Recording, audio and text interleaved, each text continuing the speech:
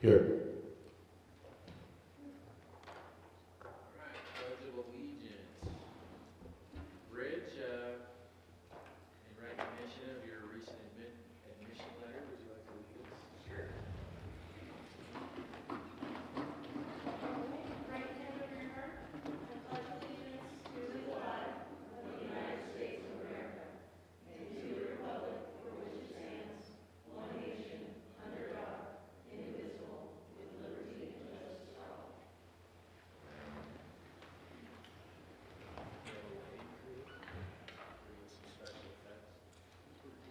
Yeah. All right, thanks to whoever's out there doing that, making us feel that something's going on here. All right, closed session report out. There was nothing to report out. No action taken. And public comment. Any public comment for this evening? Yes? Huh? I'm at 3.5 is public comment. No public comment. No public comment, all right. Then we will go to 3.55 and say invocation.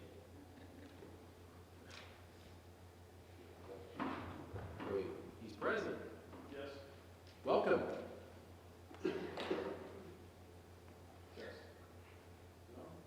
Tim? Hang on, we have tech support in the building. That's all good. Testing. Oh, wait, here it comes. Testing. Test. There we go. Good evening, Board of Trustees. It's good to see you in person. Dr. Walden, good to see you in person. It's great to be back and looking at each other. Could we stand for the invocation tonight?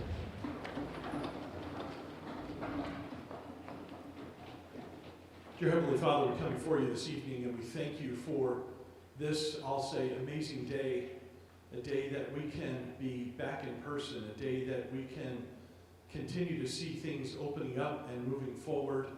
We thank you, Lord, for our college. We thank you for this wonderful board and for our president. We pray your blessing upon each of them.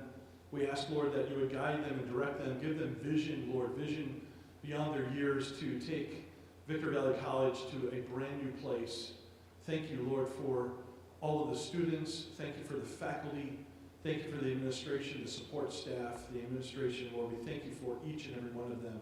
We pray your blessing upon their lives. And Lord, for what is discussed this evening, we pray that your wisdom would be theirs, that you would direct their path, and that you would help them in each and every decision, each and every agenda item. Thank you, Lord, for it. We place it in your hands tonight in Jesus' name. Amen. Thank you so much. Thank you. All right. Announcement of items deleted or corrected from the agenda? None. Oh. Not yet. You're early. You want to pull from the consent, right? No, want to pull from the item 21.1, the survey. Oh. Till, You want to pull from the consent, okay. no.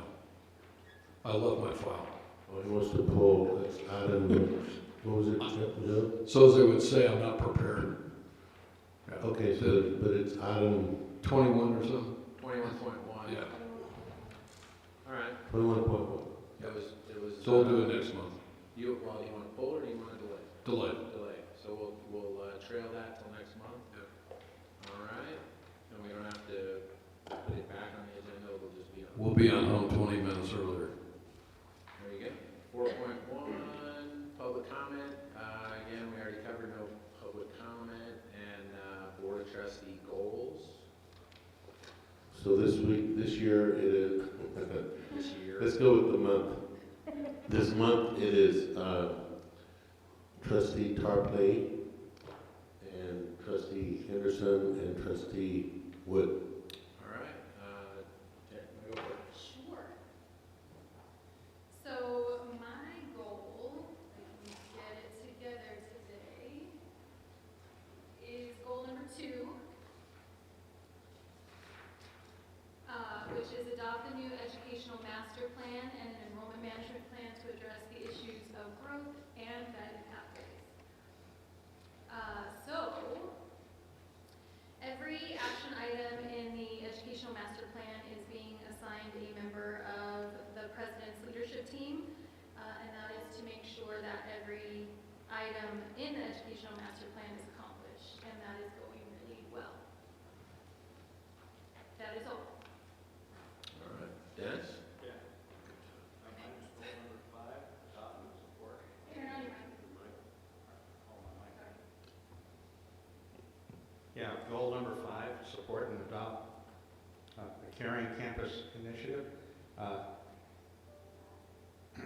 Several of the agenda items tonight are tied to a welcome back week for the college employees, many of whom have been working remotely and away from the campus for the past year due to this COVID. This event shows that employees truly value and are cared for.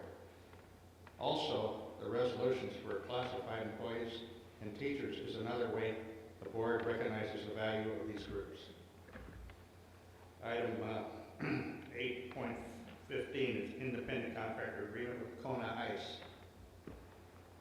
Ratification of this contract supports Caring Campus for VVC employees.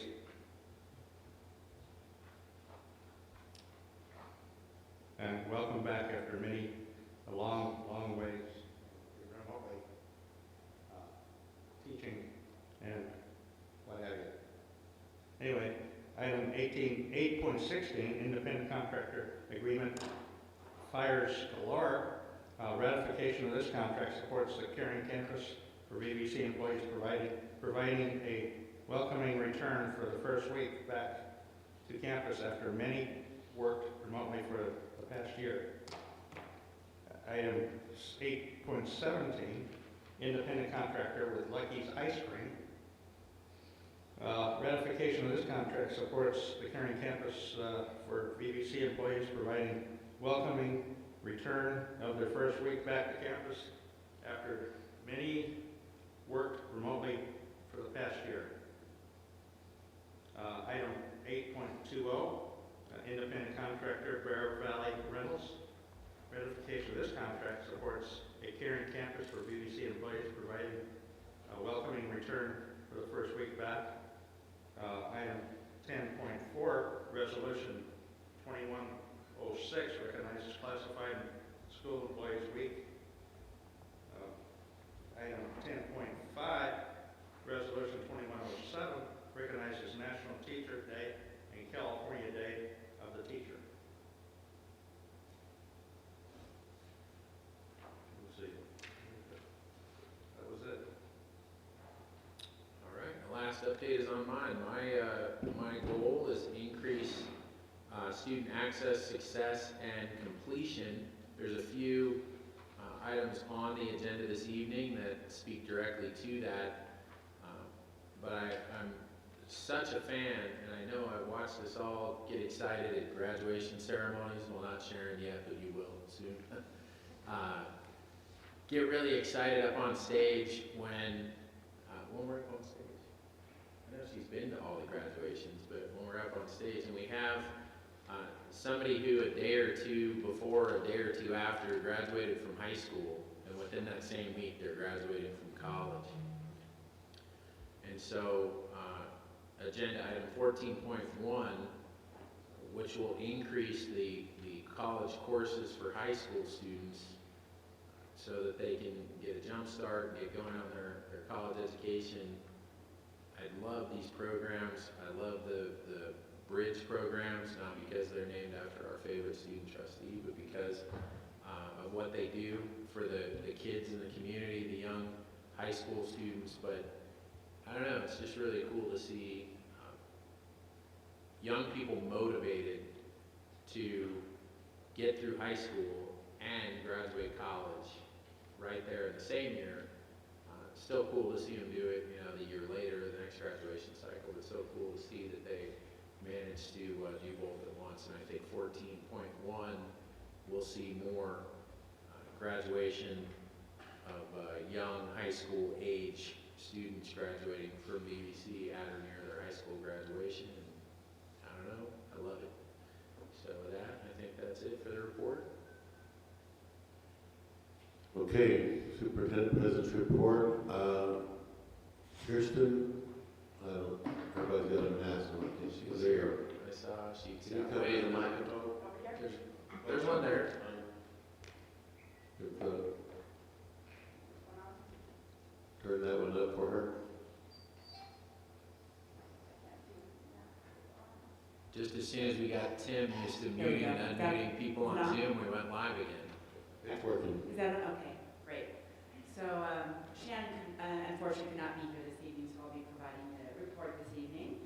And also in lieu of our student testimonials with the change of not being on Zoom, we're a little delayed, so you'll get a student testimonial next month. However, I do want to share this story with you, and it's an illustration of Can caring we get the campus. mic turned up, please? Is this better? That's It's an better. illustration of caring campus. On Friday, Terry Truelove, who is faculty, contacted Robert Sewell in regards to a student, an NP3 student, who had mentioned that she had not eaten in 2 days. So at that time, Terry gave her $20 out of his own pocket so she could get something to eat. He contacted Robert Sewell, and who then contacted the foundation. And we were able to provide a $150 Walmart gift card in addition to emergency funding, $500. And then Terry Truelove is also going to fill out the application for the Boston Griffith Nursing Grant, which is for emergency funding, which will be $1,000. So I just want to say thank you to Robert and Terry for getting in touch with us and that we were able to provide for the students. So that was fantastic. And she's NP3 and apparently an excellent student, so well on her way. And then I have a PowerPoint I wanted to share. Tim, if you could put that on. And we just awarded campus grants this past go-around. And as you can see, we awarded just over $17,000. Could you go to the next slide, please? So that is, I believe, Susan Pinto, and that was for it's 2,400 that goes to the mannequins, and that is to update the automatic radio emergency services. As you know, the mannequins, the faculty and instructors can dictate to the mannequins what they need to do so that our students can have real-life learning experiences. So that's to update that. Next slide, please. Is to Barbara Perez. These two, I don't know how to say this, intrusus, humeral head and tibia models. So in order to help the real-life learning experience. Next slide, please. Dave Olson. As you all may recall, we were awarded a new ambulance from San Manuel, and there are some transportation costs that come along with that. So he applied for a campus grant so that we can help with that. Next slide, please. Ryan Atkins, that is from the construction department to build a 12-by-8 shed for the summer program. And next slide, please. John Morales, also with construction technology, $2,500 to purchase equipment and parts. And next slide, please. Gardenia Malone, $2,500 to purchase modern and high-efficient chemical equipment. And next slide, please. Nancy Christensen, $2,500 to purchase a suitable laptop in order to make things work here in the PAC. And then our very last slide, Anna Marie Veloz, is $450 for the OBOC Scholarship Fund. So just wanted to share that good news from our office with the rest of the campus here. Are there any questions for me? No, thank you very much. You're welcome. Thank you, Kirsten. All right, John, I don't know. John Allen. I can't believe I said that to him. None of you know who I'm talking about, but he does. John Allen, facilities report. Pick the color of my cover. Oh, I already picked for you. Once they get sterilized, we'll hear it. Thank you. Good evening. If I could start off, Tim, Trustee Brady at the last meeting, our last discussion regarding solar, had asked about the current value of the book value of the solar field. So on the screen next to you is what we have in our fixed asset financial module. So on January 1st of 2020, we booked the asset value, initial value, $5,592,000. The accumulated depreciation so far is $1,737,402, and the asset value at June 30th, 2020 is $3,855,009. So that's what we have on the books, Joe. John, a question. I think the basis was 11.5 million, right? Isn't that the number that? No, this is the solar field itself. Oh, the solar field. Okay, so it's The not all. original one, Yeah. Okay. You're right. Okay, and if you walked around campus, you know the facility's really busy. Our large project, we're renovating 50, 52, and 55. 52 has completed demolition. We're starting on level in the floor right now. 50's demolition is about 75% complete. So they're starting to demo some sidewalks and some asphalt that were not ADA compliant. We're putting out the bid this week, a renovation, a COVID-related renovation of the Ramrock Cafe. We're going to expand the cafe so we have more distancing, social distancing inside, do some improvements to our ventilation system. We have some issues with our dishwasher. We're remodeling there. That's going out to bid this week. The advertising is starting. We have a second project in the Chow Time area, if everybody's familiar with the Chow Time area.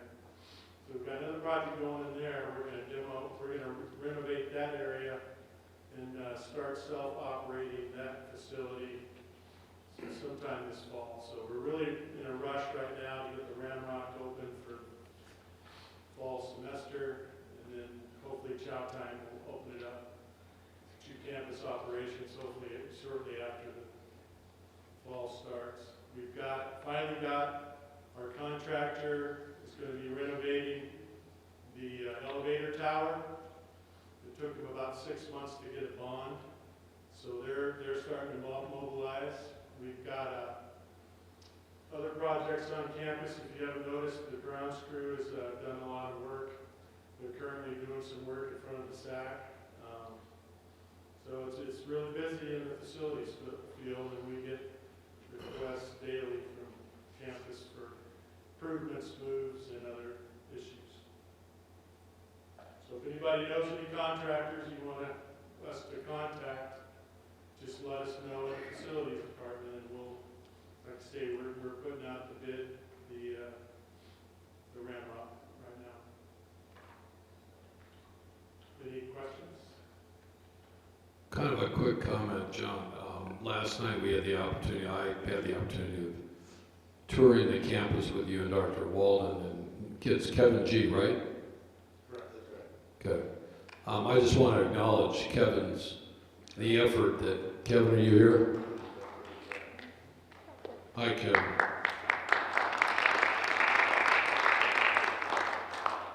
I typically would have emailed you at 4 o'clock this morning, but I was negotiating a deal on the East Coast, and my client was pretty hard, but I want to say that I've made some pretty candid comments to Dr. Walden and to John about the exterior maintenance of the buildings, the parking lots, the landscape, for the amount of money that we brought in, and I really think that in some cases they look extremely poor.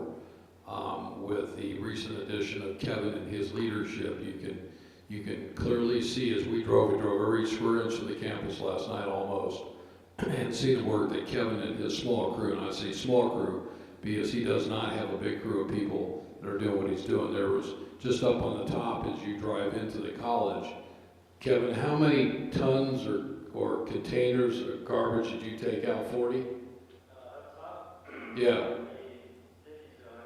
Yeah, so that's the area right between Bear Valley Road and the road that you drive in there. So there's a lot of garbage in there. And, you know, during COVID, I walked this campus in literally every square inch. So I do want to thank John and Dr. Walden for the candid comments. We had a very candid conversation last night. I think we all understand, I think, what our students expect, our faculty expect, our residents expect, and I think I have a better understanding of what Kevin and his small crew are. And I just want to say, Kevin, on behalf of everybody that sees what you've done, as as you drive tonight out of here and you drive down towards Fish Action Road, all those trees have been trimmed. You've done a great job, so you're a great asset, and I really appreciate you being a part of the team.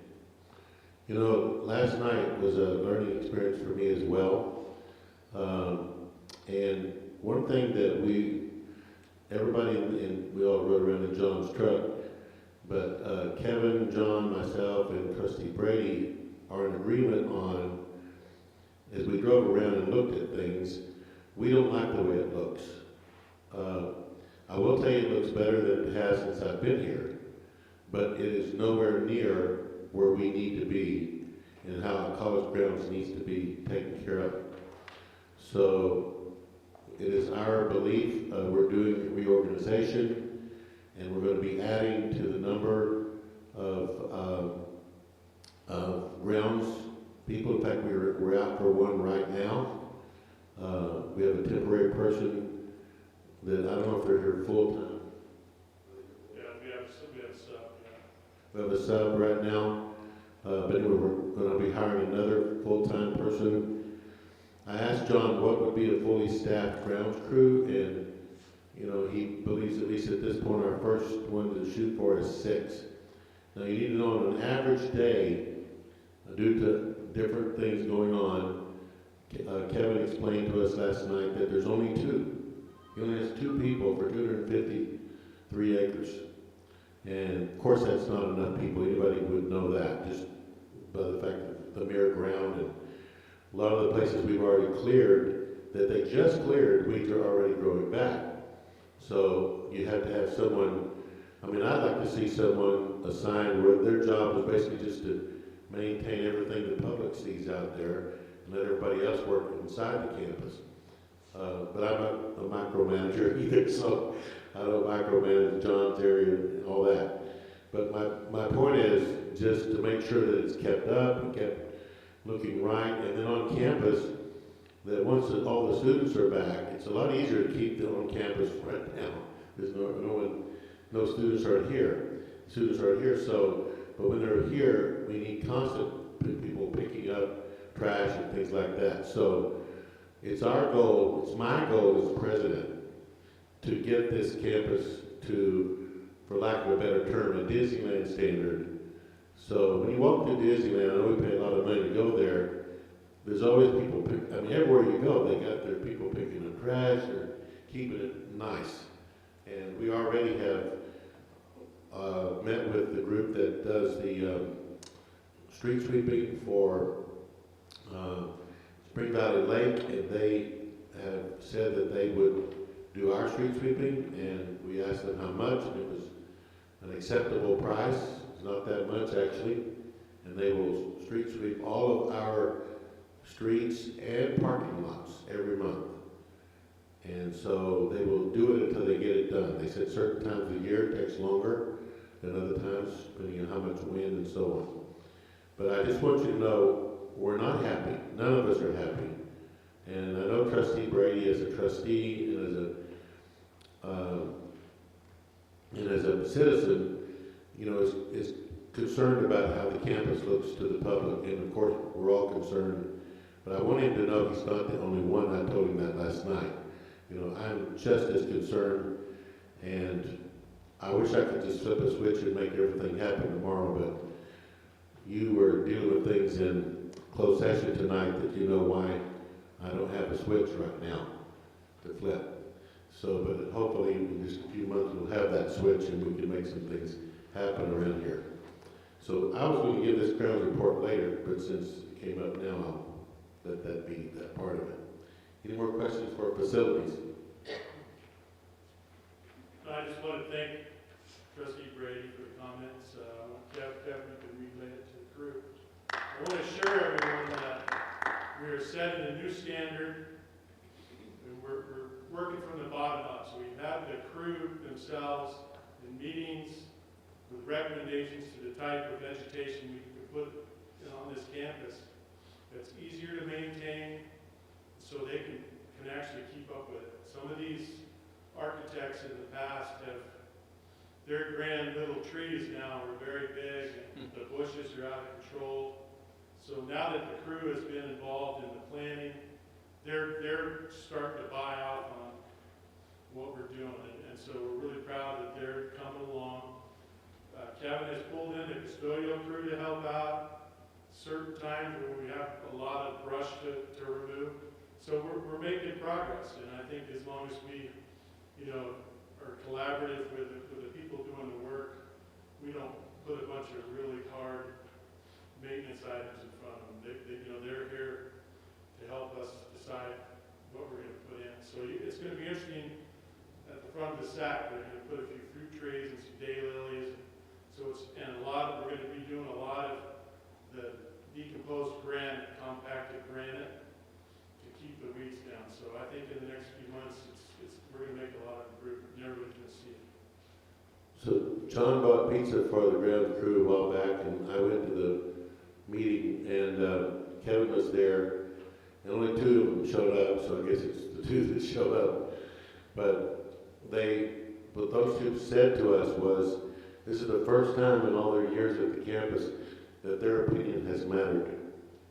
And they felt like that we're so valued, and we feel like since we're the ones out there, we have an idea of how things should be and what kind of ground covering they should be. I want to commend John and Kevin both for creating a team. And as you build that team, Kevin, it's going to be a powerful, strong team. And for my part, if you have to have 8 instead of 6, then we'll go for 8. But just as long as they're all working, right? So that's the important thing. So thank you. Dr. Walden, when you pull into any property, whether it's Disneyland or the Huntington Library, what is the first thing that strikes you? Not only the landscaping, but it sets a tone. If we want to win that Aspen Award and we want the best faculty out here, we want the most out of our students, we have to be sure we're delivering it on site. And I think that's why, people go to certain properties and they like certain things because it sets a tone. So Kevin, congratulations. I know what you're up against. We saw a lot last night. If I could come out and work for you on a weekend or 2 without getting us in trouble, I would do it. But we can't do that. I want to see Joe with a shovel in his hand. Dude, I do it all the time. Exactly. Well, all right, thank you. So next we have ASB student goals.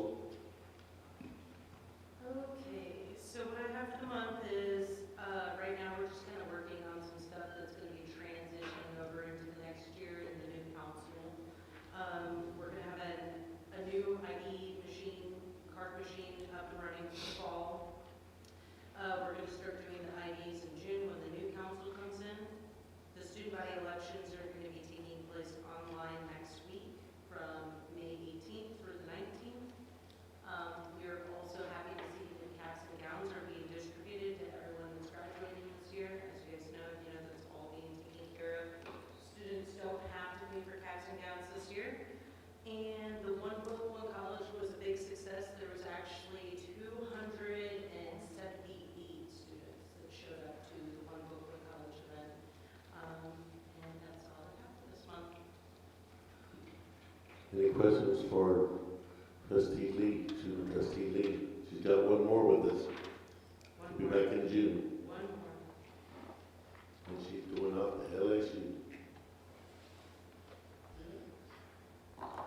All right, we're proud of you. Thank you. We're going to hear great things about you over the years, I know that. All right, so the next thing I want to do is to do a COVID update. And I'm going to send this survey, I'm sure going to send it to Trustee Brady because I know how much he likes this stuff. But all of you are going to get a copy. He may be the only one to reach it, but I will send all of you. In fact, I'm going to send the whole campus the results because I want them to know. So we did a survey asking about how many people had taken the virus, not the virus, but taken the vaccine, how many had 1 shot, how many had both shots, or was fully vaccinated, how many were not going to do it, and that kind of thing. So I'll give you those answers just as an overview, and then you can look at the detail as much as you're interested. First of all, you should know we sent this to faculty, management, staff, and students, and we had 897 respondents. 469 of those were students, and approximately 350 were staff, management, and faculty. So the overall result was that 60% said they had at least one shot or were fully vaccinated. 39% had not had a shot. And then, I'm trying to get over the reading this on my phone, which is really hard to do. That's not happening. Okay. So we're going to leave that at that for now. So let's go to the faculty. So for faculty, I was very happy with these numbers. 85% of our faculty have been vaccinated, and another 4% plan to be. So I thought that was pretty strong. Me too. And then, I mean, this is referring to everyone. There wasn't, obviously, everybody didn't respond, but large numbers did, so I think it's believable. The two main reasons people did not, there we go. The two main reasons that faculty that did not get the vaccine, one was that they think the development was rushed and long-term impact is unknown, and the other one was they're concerned about the side effects. So that was faculty. On management, it turns out that 85% of management has been, so management is take out faculty and take out the classified CSEA, and that's who you're talking about. So it's a fairly large group. In fact, 40 of our managers responded, which is incredible. So they're very well vaccinated, only a small percentage say they don't plan to be at all. And I won't go through their reason because the numbers are so small. All right? I wonder if that works better in the PDF. Maybe. All right, so let's go to the staff responses. So for staff,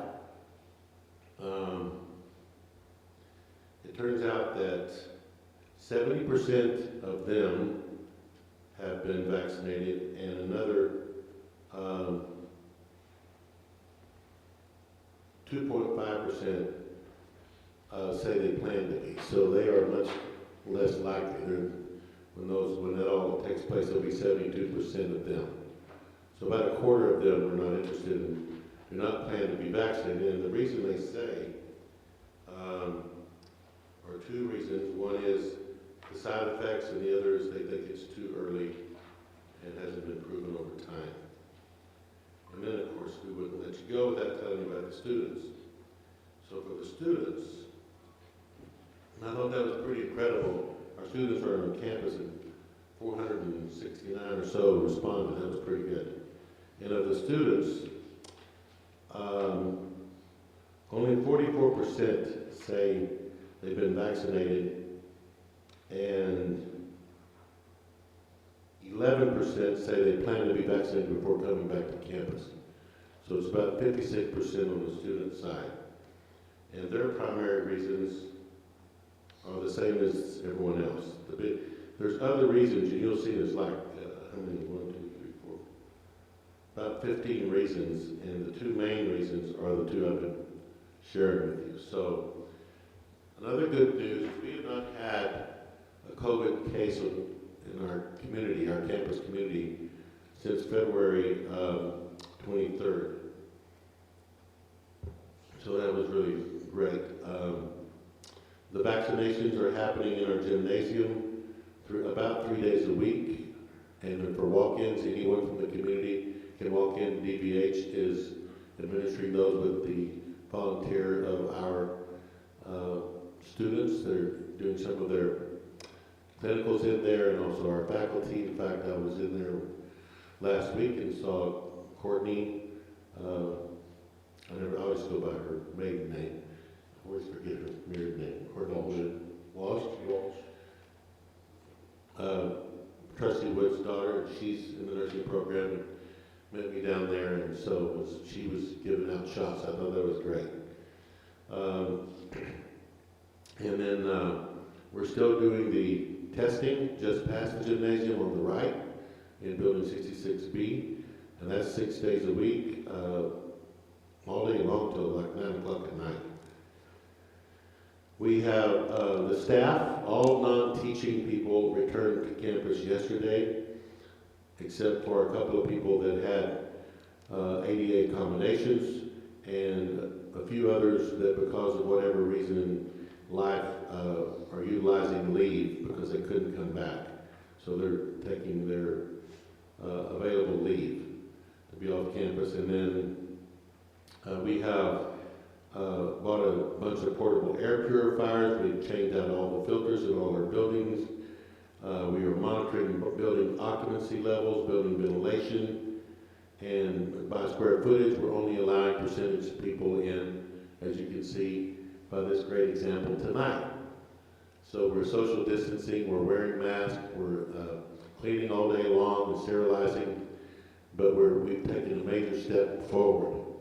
And most people are really happy about it, and a few are very unhappy about it. But we did take that step, and so it was not done in isolation. It was done with me consorting with, that's not the right word, me collaborating is the right word, with our Conspire. collaborating with our crisis leadership team and our reintegration task force, and it was 100%. And also we met since then, and it was also no dissenting voices to bring the students back in the fall. So our plan A is that all classes, all students are open here on campus in the fall. And absent of some terrible rise in the spread of the disease and restrictions of government, that's what we will do in the fall. We'll be here. And I just read today in the Sacramento Bee, in the Capital section, that they're actually expecting by August to remove mask restrictions in the state of California and social distancing. So things may be a lot easier to actually have those classes in the fall if we stay on track. All right, and then I'm going to cover a couple more things for myself, and then I'm going to have Dr. Scott and Frank Stenos come. I already did the ground report, the Free College for High School Schoolers program. So every graduate in spring of 21 in the high desert, we are offering, with the use of the HERF2 funds actually, we're paying for covering all their fees, including parking, student ASB, and books for the 21-22 year for them to come and go to college here. All high school students in the high desert, except for their material fees. We're not covering that. That's a different animal altogether. And so we're working on that. We have a group of about almost 50 people, or maybe it's 30 something. Karen, I can't remember right off. That's out working with these these high school students on a daily basis, either calling, emailing, or standing outside the gate of the high school because they won't let us inside, with the table greeting the students as they come and go to talk to them about coming to VVC. To date, we've had 2,400 of them fill out applications. I think that's pretty phenomenal, and over half of those have filled out FAFSAs. Nice. So hopefully we have all those 2,400 in here in the fall. And so then graduation will happen on June the 12th at 6 p.m. at the Good Health Pavilion. We're very excited that all you board members will be there and passing out those diplomas or degrees to our students and greeting them. Live Nation runs that, and they are pretty strict and tell us we have to wear masks. I was told that we couldn't hand them the diploma, but I said, read me where it says we cannot. And they read me that they recommended. I said, well, then we're not going to follow that recommendation, because I want you to be able to hand those diplomas to the students. They worked hard for them, and they should get them from you. And Todd and I are going to stand in front and take pictures.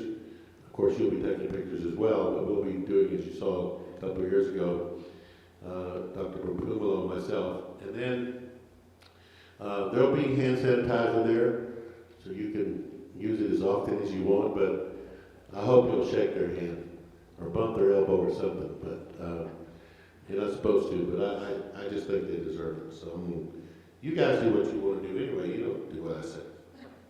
That is true. Right, yeah.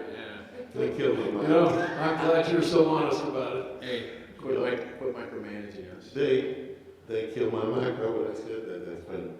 All right. True. The Leadership Big Bear Retreat for the students is going to happen up at Big Bear. And Robert, I'm assuming you're contacting, I saw you somewhere, wave at me. Oh yeah, you're contacting each trustee to schedule a time for them to come and spend some time with the students. The President's Leadership Team will be up there, and we will be having, we do our own thing in leadership training in the summer, and we do it there, but we will be having breakfast with the students on Friday morning and doing some sort of a exercise with them after that. So, and then when the leadership team goes home, I'm going to stay with all of you that stay the whole time and let you wear me out too. Okay, so we'll stay to the very end. And then there's 2 board meetings in June. One is the regular meeting on June 8th, and 2 days later, now the one on June 8th will be in here, same channel, same station, and the one on June 10th will be in the SAC, and there will be an open session where you will be doing your annual board self-evaluation, and PPL will be leading that effort, and then there'll be a closed session. All right, that is the President's report from me, but now I have, where are you, Dr. Scott? There you are. And Frank, you're right behind him. So whoever's going to do that, they're going to report out on the plans that we have here. We've been working on these a while for logistics. Okay, and so I want you to hear where we're headed with this, because this is a big thing now. In fact, we're a little bit behind we're quite a bit behind the 8 ball on this. But we're going to put the pedal to the metal, and we've already been working on it for a while. So this is a program we want to have, because logistics is the thing in many of our areas. Amazon's coming up here, other stuff's happening. You're not supposed to be telling anybody that. Well, That is good. It is good news, but it's not in the paper yet. but they didn't tell me not to tell.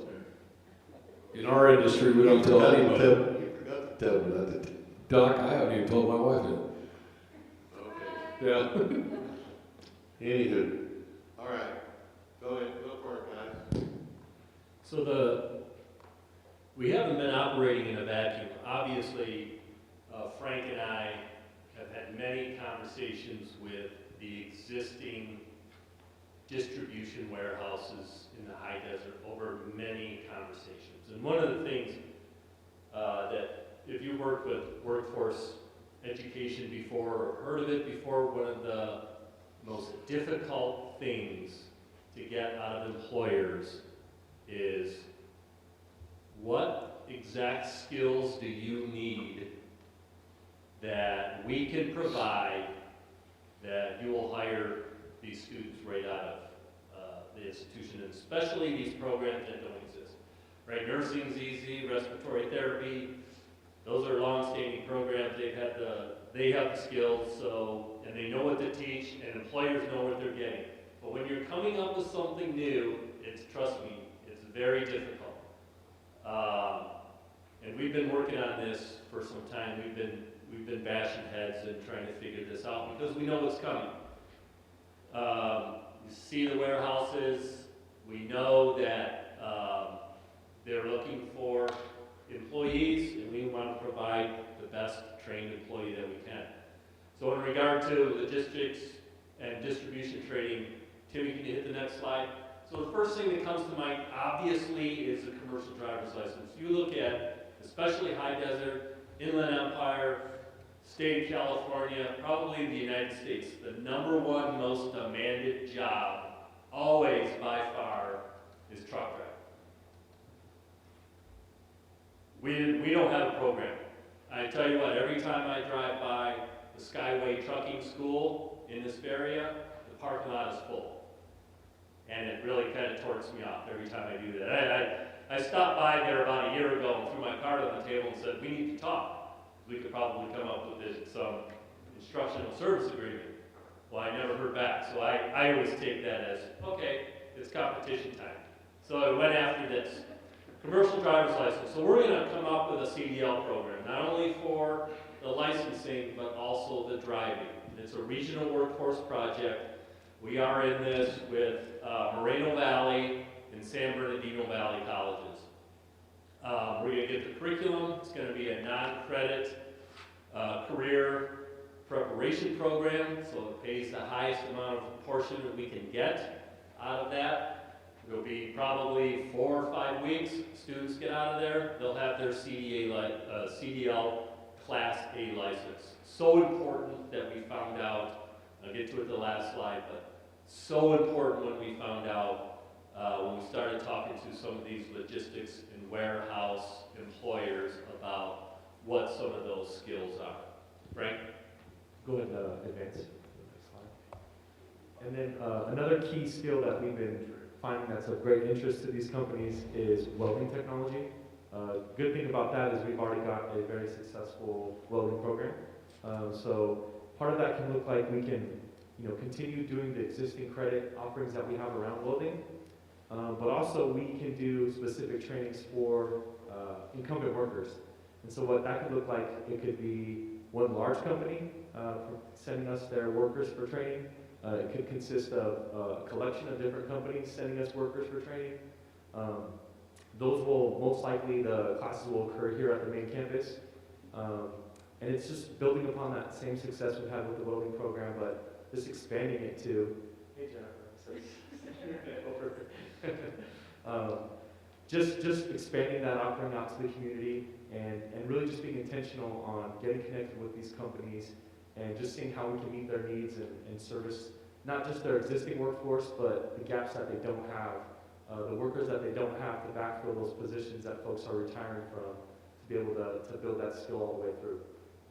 Go ahead and advance. And then another huge piece that we're learning that's essential to these industries is also forklift trainings.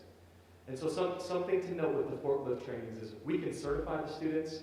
They'll end up needing to get recertified with each employer along the way. But what we're finding is that schools that have forklift training programs put out better students that when they enter the workforce, they don't have to then retake so many times different forklift trainings, and it also makes them a lot more employable. So a big thank you to San Bernardino Valley College. They've offered to host us a Train the Trainer for this program.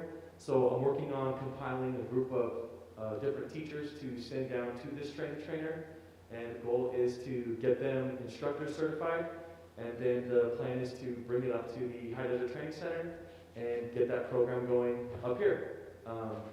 We've got a sit-down forklift. We'll need a couple of different kinds to be able to just produce a student who can walk out with like an OSHA certification and the various different type of forklift certs as well. And this, being that we're kind of at the early stages of this, hopefully this time next year we've got this program up and running and we've had a couple cohorts already completed successfully as well. Go ahead. And then the other big piece is industrial maintenance. Good news about this is one of our newer programs, but it's not brand new. So it's just kind of expanding again on what we're already doing. We've already provided training for industrial maintenance for 2 cohorts. We're looking to start a 3rd this August. And so it's just growing that program, getting more teachers, getting more equipment, expanding that curriculum. Right now we're doing these classes as not for credit, but the goal is to transition it to non-credit as well, so it's more sustainable for the college and for the employers. And the good thing about this program, it also has opportunities for apprenticeship and pre-apprenticeship programs as well. And this is also located at the High Desert Training Center out at SCLA. Go ahead, Tim. So what did all that lead to? What we found out was these distribution centers, the managers of the distribution centers, yeah, they got people that can stack boxes or grab boxes. That's going to be automated at some point anyway. But what the big piece was missing and what we really found out was one of those aha moments was we need the Jack and Jill of all trades. So I'm the manager of this warehouse. The yard driver doesn't show. I still need those trailers moved around. And you have to have a CDLA license to move those trailers around. Because sometimes they go out on the road and they drive it to another distribution center. Bingo, the lights go on, or the light goes off. The other thing, if one of the lines goes down, it's pushing the boxes around, the conveyor belts. Oh, this thing's broken, it needs a fuse changed, or it needs some electrical work, some small electrical work, or, this bar broke and it needs to be welded. That's what we heard is we need those people that can do all of that. Or the forklift driver doesn't show up. Guess what? These students that eventually will be coming out of VVC, they're going to have their CDLA, they're going to have their certification for forklift, they're going to know how to weld stuff, and they're going to know how to repair electrical and mechanical industrial things. They're going to be indispensable to warehouse managers. So that's what we've been working on, and that's what you're going to see here coming out of EDC fairly shortly. And Dr. Tarango is going to be responsible for it also. And Frank, so thank you. Accountable. Questions? Not really a question, just kind of a comment. I think that's great. I think the only thing that I've noticed, I actually welded for 2 years at a hot rod shop for a while, and one of the biggest things that I see is a lot of times, I think it's a great idea having people have those certifications. It does make them more equipped to have more opportunities when they leave. It's amazing. I think the only hard part about labor workforce industries is some of these places still don't want to give people opportunities unless they have the experience. So maybe, I don't know, like a suggestion, an idea to throw out there is maybe, I know like the psychology department, you have like the last part of the semester, you could do some type of internship with like a behavioral thing. What if there was some type of internship branch at the end of those certifications so that they can say, hey, I have experience. Hey, I did this for so long, so that they may be a little bit more better equipped and have a little bit more of an opportunity to actually get their foot in the door. Because I think that's one of the biggest things that I see. I mean, my significant has 2 degrees and they work as a waitress and they manage a gym, and sometimes if you don't have the experience, it's hard to get your foot in the door, so. I do think that's a good point, and, there is probably some pre-apprenticeship and apprenticeship opportunities. The other thing I think though is the work experience classes. So towards their final semesters of these programs is we have a work experience program, and we're making those connections with the warehouse and logistics managers right now.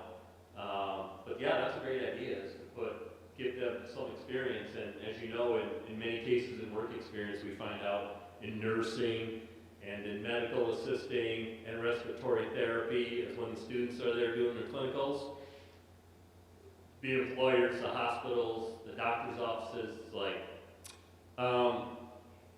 we're going to hire you when you're done. So that's exactly what probably we would see was, they go there, they do their work experience, they get the experience, as you say, and education, and they get to know the employer gets to know them. I mean, it's a no-brainer, just You know, So the work Monday, experience classes are co-op ed, yeah, walk. so you could build a cooperative ed into the program. So there'd actually be a certain number of units of that required for them to. Yeah, that's definitely part of the plan. Great comments. We've been working with San Bernardino County Workforce Development, and they've been intentionally trying to help bring more employers to the table because that starts with us having that relationship with the companies. And so we had an employer information session a couple weeks ago. They brought 9 new companies to just plant this seed with in front of them. Hey, this is what we're working on, and you know, if you're open to being a guest speaker, having tours, having internships, all those kind of things. And the plan is to just continue doing that because the more relationships we have with the companies, the more opportunities for our students. So absolutely. So Frank, we're getting ready, we're trying to schedule a meeting if we can get the dates down. Trustee Brady was the instigator of this, but having those folks from the WIP there, and you and Todd are both invited, so you're part of the thing. I think that, what you just said, would be a great topic to bring up on that, at that luncheon. Cool. Dr. Walden, if I could, let me paint a picture. This is actually really exciting because this is what we do. The High Desert region has 21 million square feet of industrial buildings. The Inland Empire has 680 million square feet of industrial buildings. We are building right now 25 million square foot a year of new buildings below the hill. So if you've been on an airplane and had a chance to fly into Ontario, it's mind-boggling. There are over 2 billion square feet of industrial in Southern California today. It has been, for the last 10 years, the fastest growing segment of the real estate economy. There's very few developers who are going to go out and build a skyscraper now. We've gone through COVID, we figured out how to operate out of our homes. I've been up here 33 years Thursday at 2:45 in the afternoon. I've received more calls, and we are looking at more ground deals right now for industrial developers that we have looked at in the last 33 years. If I can tell you that right now I'm aware of about 15 million feet that will come in the market up here in probably the next 7 years. And yeah, Dr. Walden, you're right. We're the Amazon secret, we call it, since it's been out. Once Amazon validates the high desert, everybody else will come up here. There are 12 Amazon facilities down below, smallest one 600,000 feet. What has been the drag has been the pass, what we call drayage. So Todd and Frank, you're right. The truck driving issue is a major issue. There's a national shortage. If you look at all the major trucking, you know, Schneider, Walmart, I mean, they're paying big dollars and telling you, you've only got to be on the road like 4 days a week. You won't be away from your family. You'll be living in a first class. I mean, it's a huge shortage. But the idea, you know, I think what student president Bridge had to say is really true. I went to Cal Poly. And Cal Poly it's a California Polytechnic State University, and because it wanted real life experiences. So, you know, working with these employers, I can tell you that Don Brown, who's a valuable asset, he'll be awarded this Saturday night. Don sits on a board I sat on for many years in the IOP, Inland Empire National Association of Industrial and Office Properties. It's a massive group. I sit in the executive board of SIOR. So between the two of us, we sit at the table with all the major developers. And I'm going to tell you, I'd be more proud than anything to be able to say, you know, Todd, Dr. Walden, and Frank, you know, how do we get these people up here? There will be some major changes announced out at SCLA probably in the next 4 or 5 months. There's another player coming out there. The opportunity is huge.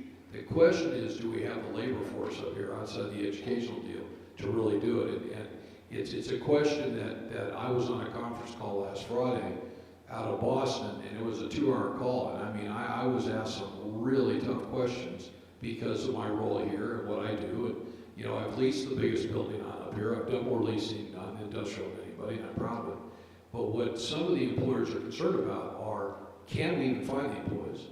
Do they even have soft skills to know how to show up? Okay? I mean, it really is a big issue. So I think Vvc taking a lead in here. I would reach out to Don Brown. Don would be more than glad to facilitate that discussion on down below, because everybody down below that sits at that table is now starting to take a look up here. If you haven't been down Highway 395, where 395 and I-15 come together, go down and take a look at that 232 acre site.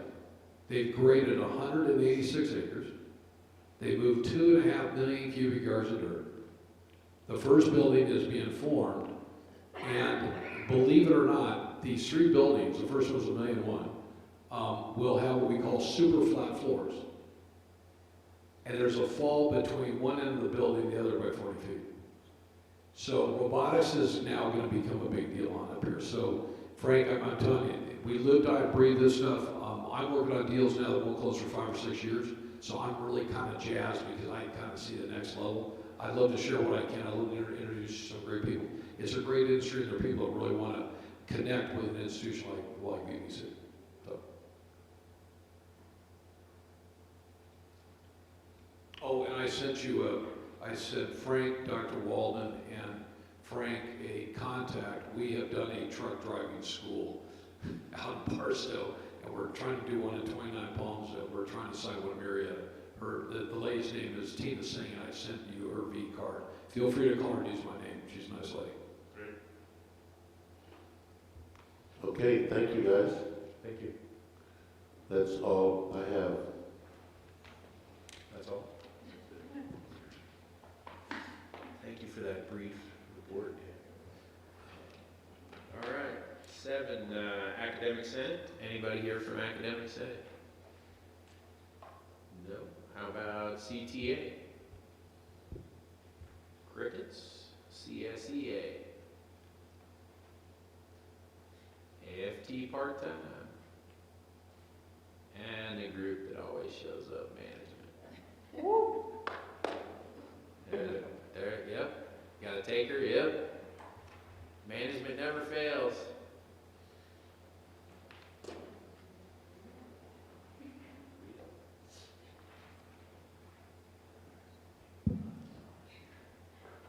Good evening, board. My name is Malia. I'm the Director of Academic Success and Equity Programs. I'll be sharing with you our report out for management. From March 5th until June 3rd, Dr. Trish Ellerson, the Dean of the School of Law, Business, and Academic Resources. Can you get a little bit more in the mic, Malia? I think it's the mic's turned down. Maybe they turned it up. One of Can you hear? Oh, there we go. Yes? Okay. Ooh, it's close. Dr. Ellerson participated in IEPI's 2021 Focusing Strategic Enrollment Management Practices webinars and study sessions.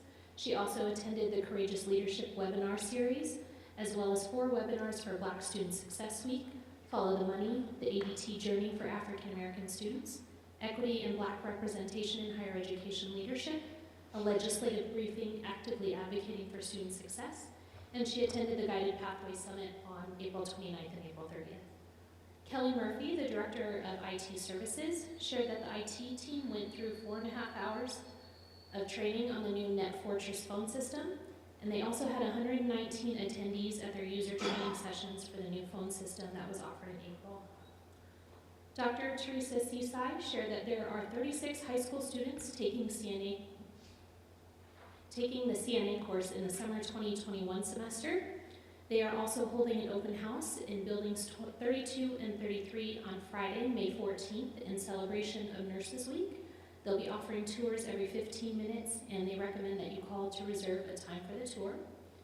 Medical assisting is pairing up with phlebotomy this summer semester to train medical assistants to be phlebotomists and have more marketing skills. Annette Franquez, Program Director of the Child Development Center, shared that the Child Development Lab team attended a 3-day virtual conference that covered topics on how to better support adult students in a virtual platform, how to create a space for families to engage virtually, the importance of laboratories for students, and how to maintain a high-quality virtual program. They also participated in 2 different conference calls with the San Bernardino Health Department to ensure proper COVID health implementation. And lastly, they participated on bi-weekly California Department of Education webinars to receive buffet updates, program quality implementation, and fiscal report trainings. I participated in the California Community College Racial Equity Leadership Alliance, where we learned about how to implement equity-minded hiring practices in higher ed. I also, along with Dr. Ellerson, attended the 5-week Black Student Success Week webinars that focused on doing more to effectively support our communities of color. And I both attended and presented at the Region 9 Guided Pathways Summit that focused on implementing guided pathways with an equity framework to help VVC meet the Chancellor's Office call to action, as well as VVC's own equity imperatives. Thank you, Marty. Thank you. All right, now we're on to consent agenda. Anybody like to pull any items from consent agenda? Is there a motion? I can make it real easy. I don't necessarily need to pull it, I just need to acknowledge that I have a business relationship with 8.8 that has nothing to do with this school. I mean, we've sold it, we've leased property to them, we have another transaction, but we've never had a conversation about this deal here. Is So I there, don't have a problem. is there No, nothing. conflict or? No, I just want to be sure it's on the record because there's Okay. always somebody out there trying to find something wrong. All right, I'll let you decide. If you feel like there's a conflict, we can pull on it and vote it separately, and you can abstain. Okay, so not pulling 8.8. With that disclosure, is there a motion? Motion? Motion by Brady, second by Henderson, and there shall be no discussion, so we'll call for the vote.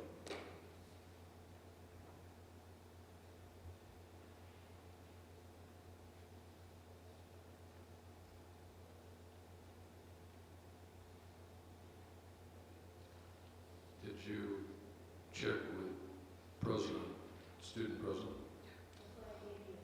Oh, wow, twice. Two times. We're off. President Bridge, Back in front of the is that public. twice? Yeah. We're back to the Oh. open meeting, and this is Oh, when no. I drop the ball. Wow. Of course, right? It's because the lights are on, you Oh. can't shine. Now you sound like the people in Washington, you know? You I can't mean, shine and fumble until the lights are on. wow. Oh my God, Bridge, I'm so sorry. You're totally right. So student I advisory feel so vote good about that. is May. All right, well, that won't happen again tonight. And of course, Joe, who forgot every time, is the No, you know what? I was just waiting. We had all this silent time. I'm thinking they were missing something here. Right.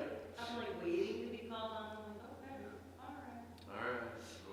All right, 9 what, are we good? Do we get it all tallied? 9.1, still no public comment? All right. So 10.1 is items pulled, there were none. 10.2, student trustee privileges, is there a motion? Motion? Second. Motion by Brady, second by Henderson. So this is an annual decision that you have to make. The tradition here is that we grant the student trustee, when the board president can remember it, an advisory vote. Funny guy. And $600 per semester. And what was the one thing we do? A trip. Oh, they start on June 1st. And a use of the Those are the three things. VVC aircraft. The only thing yeah, that'd be cruel. The only thing we don't, no, that would be fun. The only thing we don't do is, that I think we could do, is allow for motion second, that kind of thing, but it doesn't fit in board docs, so somebody needs to change that, whoever board doc people are. Dr. Walden, we talked about it. We talked about it when this thing originally came here, and the problem that we were having, that they did not include the student trustee on the advisory vote.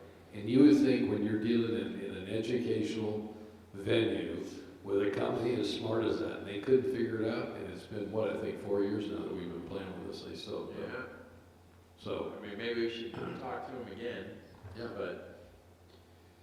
So, This is to our student trustee, we've had that conversation, and we beat it, and we were told, no, this is how you gotta do it, because the computer doesn't register. We probably should talk to the board docs people again. All right, so any further discussion? Bridge, any input? This is for your future person in your seat in the future. No, All right. I think it's all suitable, but I mean, obviously adding that probably would be very conventional for them, but I don't know if it would conventionally be obtained. Right. I think maybe. It'll happen eventually because there's legislation being debated right now around the whole issue, but, so I know that Board Docs is going to adopt it, But that Yeah, they discussion, Dr. Walt, has been, as long as I've been around, there's been, some good healthy discussion in Sacramento about, what do we do and how do we go to the next level and all that. And the system that we have here is not broken, there's no need to fix it, but, I think that we've been sensitive to push, and maybe if you could or somebody could reach out to Board Docs and see, there's nothing better than having VVC as the first college to, we'll do that. Michelle's already nodding. All I right. can see her. And then student, I can feel when you're nodding. student advisory vote? Yay. You're welcome. I waited till you were sweeting that water on purpose. I know my allergies are.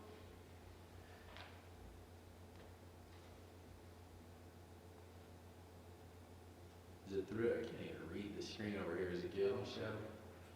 Popped up? All right. 12.3, resolution regarding Asian American and Pacific Islander Heritage Month.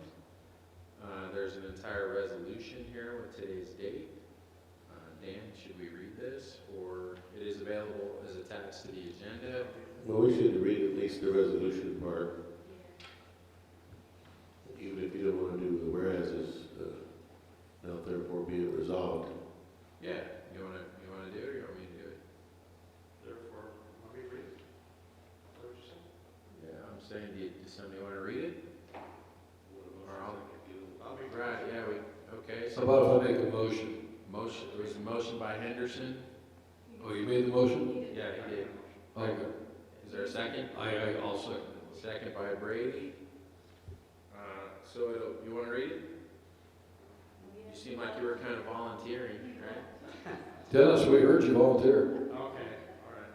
So Asian American and Pacific Islander Heritage Month. Motion by me and seconded by trustee Ray. Following resolution is hereby adopted.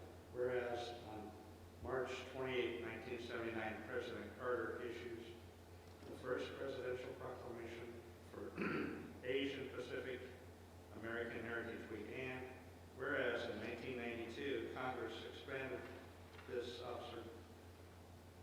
observance to a month-long celebration in May known as Asian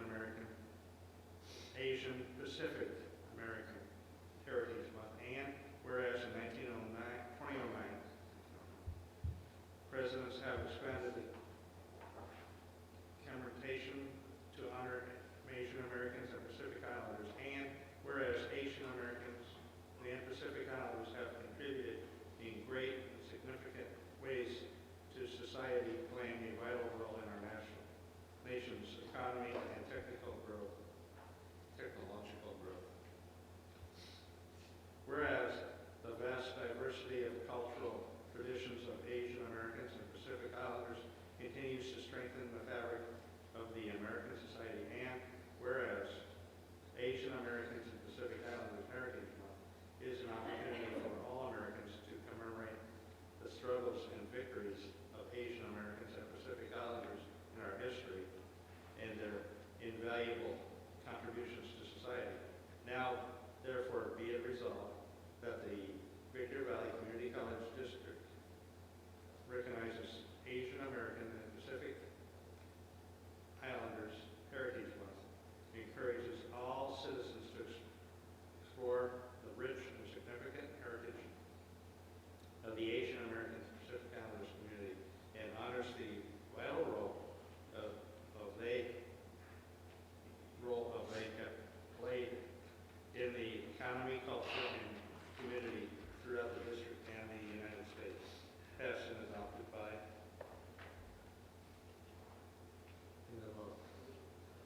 All right. Student advisory vote? Yay. All right, next up, we have a resolution to recognize classified school employee week. They get a whole week. So I will, we'll ask, is there a motion? Motion. Motion Brady, is there a second? Second Henderson. Jen, you want to read this one? Sure.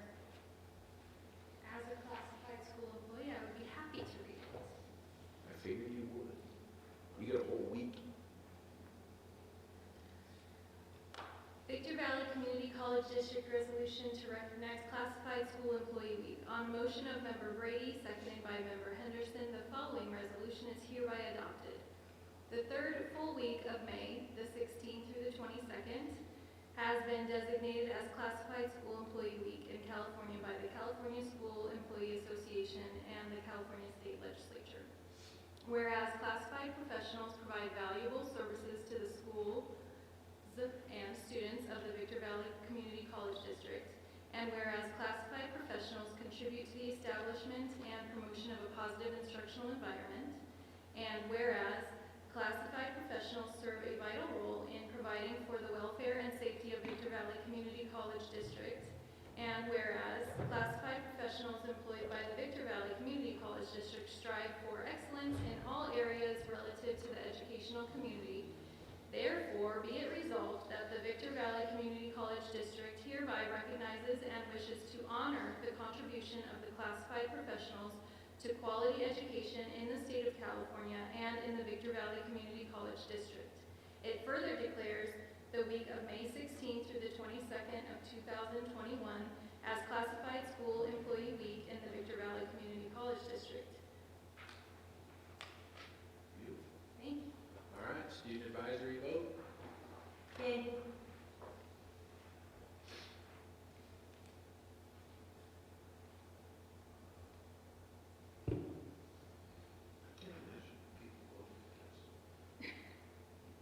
I thought you were voting no. You were voting no. We'll go the first. All right, 10.5. I just want to comment on what you just passed. We've had a welcome back week this week, and we're definitely included all of them. But we will, the President's office, I don't know what they have planned for themselves, but we will be doing something special for them throughout the week, next week. So, my army of two, I'm like Kevin, I have two. We will plan something tomorrow, get our heads together, Michelle and Gabby. Where is Gabby? Over here. She guarding that door, okay. Yeah, she was smart. She picked a good seat. All right, 10.5, recognition of National Teacher Day in California, Day of the Teacher. Sharon, could you read this one? Need a motion? Oh, motion? Motion. Motion Brady, second Henderson, and there you go. Sharon, can you read this one? Brady, and then Henderson. Victor Valley Community College District Resolution to recognize National Teacher Day and California Day of the Teacher. On the motion of Member Joe Brady, Trustee Brady, second by Member Trustee Henderson, the following resolution hereby adopted. Whereas the foundation of American freedom and democracy is a strong and effective system of education where all people have the opportunity to learn in a safe and nurturing environment. And whereas much of the success of our nation is the result of the hard work and dedication of teachers across the nation. And whereas teachers spend untold hours and resources preparing lessons, evaluating progress, and providing guidance and encouragement to their students. And whereas no other professional touches as many individuals with such a lasting effect. And whereas the dedicated teachers of Victor Valley College educate, motivate, and inspire students, molding the minds, training the workforce of the future. And whereas California has produced the thinkers, the scientists, the inventors, the technicians, and the engineers that have led our nation to become the strongest economy in the world now. Therefore, be it resolved that the Victor Valley Community College District hereby recognizes and wishes to honor the contributions of all teachers and the quality of education they provide in the state of California and throughout the United States. The Victor Valley Community College District declares May 4th, 2021 National Teachers Day and May 12th, 2021 California Day of Teacher. Nice. And student advisory vote? Yay. While you're voting, While you're voting, we did celebrate that was it last week? Michelle, you remember, or Gabby? Was it last week? We did this, Teachers Day? Yeah, so we did do that last week. All right, 12.1, agreement with, how do you say this name? New Vented? You cheated. No. New Vented, all right, creative spelling. Is there a motion? Motion Henderson. Is there a Second. Second Brady. Any discussion? Student advisory vote. Yay.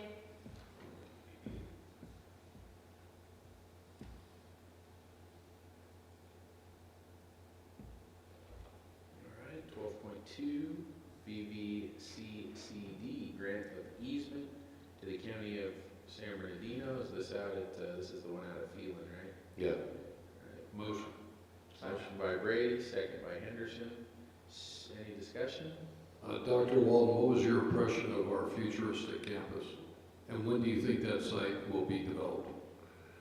So, actually, there is water to The corner, right? Yeah, well, to the adjacent property. the adjacent property, so somehow they got water out there already, so this is going to continue. The water, the easement is for the full length of our property, but the guy across the street from us wants it, so they're gonna take it the first 1,000 feet. But eventually, the water's there for us whenever, the roads are really rough. I mean, we were in John's truck and it was quite the little trip. I was holding on with both hands.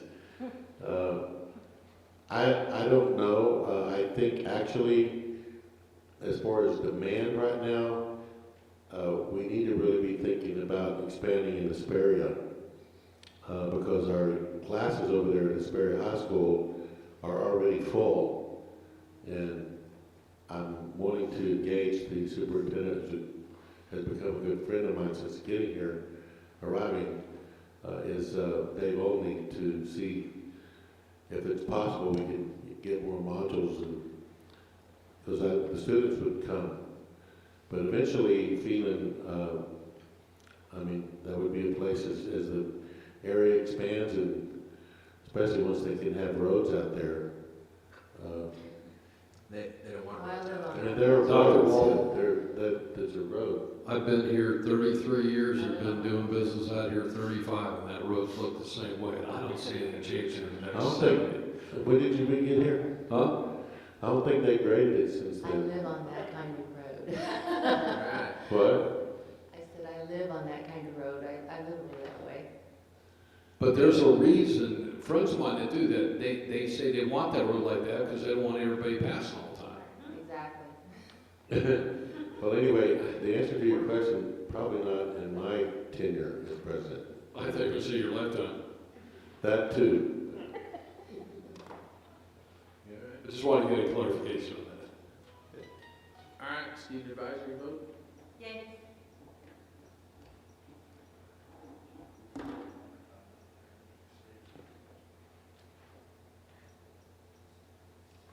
Dr. Walden, I would agree with your comments. Dave Olney is a great asset to the educational community up here. He is really a true leader. He is really a good guy. 12.3, agreement with Enco Systems, motion. shooter detection system. Motion by Henderson, second by Brady. Any discussion? So, when I saw the price tag on this, I rejected it, but then I was told later that there's a grant that's paying for this, so it's not costing the college anything. This, how many, you'll guess, where did I see you? How many sensors are we putting out there? Putting out 36 cents. 36. 36. 36 sensors? Yes. So, they're gonna be around campus, they detect gunshots, flash of the muzzle, that kind of stuff, and immediately notifies our police that there's been a shooting. That's like some movie stuff right there. You know, it's so sad that we even have to have this conversation. Right? It is. But there's crazy people. Hopefully, They have good. hopefully it never goes off. So any further discussion? Student trustee advisory? Yay.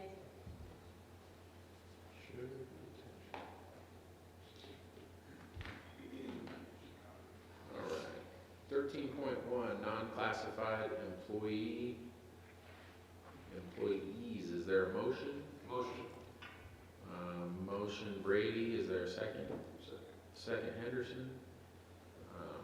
So we have employment contracts. Yeah, I know a while back you guys delegated to me to be able to do this, but our legal counsel pointed out that it's in the ed code, you have to do it yourselves. You can't delegate to me the authority to approve these, which is strange because I can approve a classified employee and all those other employees, but not this one, so. Any further discussion? Student advisory? Yay. 13.2, new job description and salary placement for clinical placement program manager. Second. Motion by Henderson, second by Brady. This is for the nursing program manager with an attachment. We have motions. Is there any discussion? Student advisory vote? Todd, what is, I don't remember us even, we must have skipped over this yesterday. What is this? Surprise. This is a regional funded clinical placement coordinator position that we traditionally had filled it by part-time faculty. And we've been having some trouble finding part-time faculty to do it, so we wanted to make it and there's plenty of work for this individual to do, but to make it a specially funded, full-time clinical management coordinator position. So especially funded, meaning that when there's no funds, the person doesn't have a job. And this is regional, correct?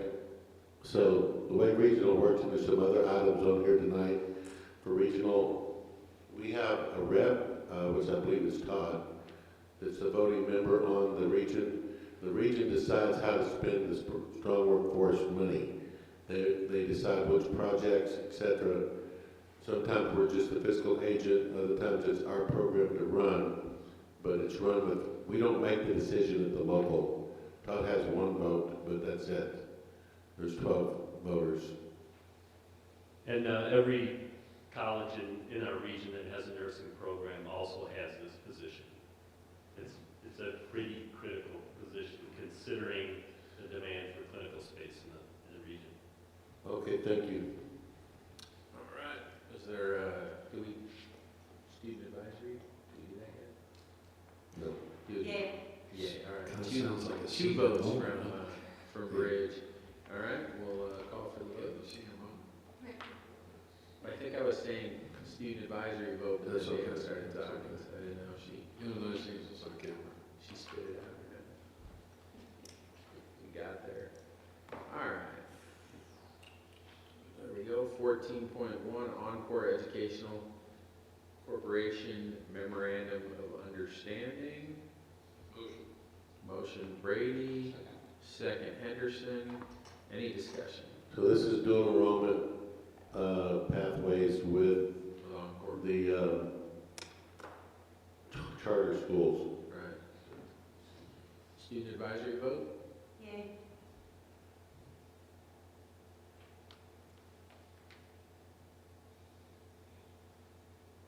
All right.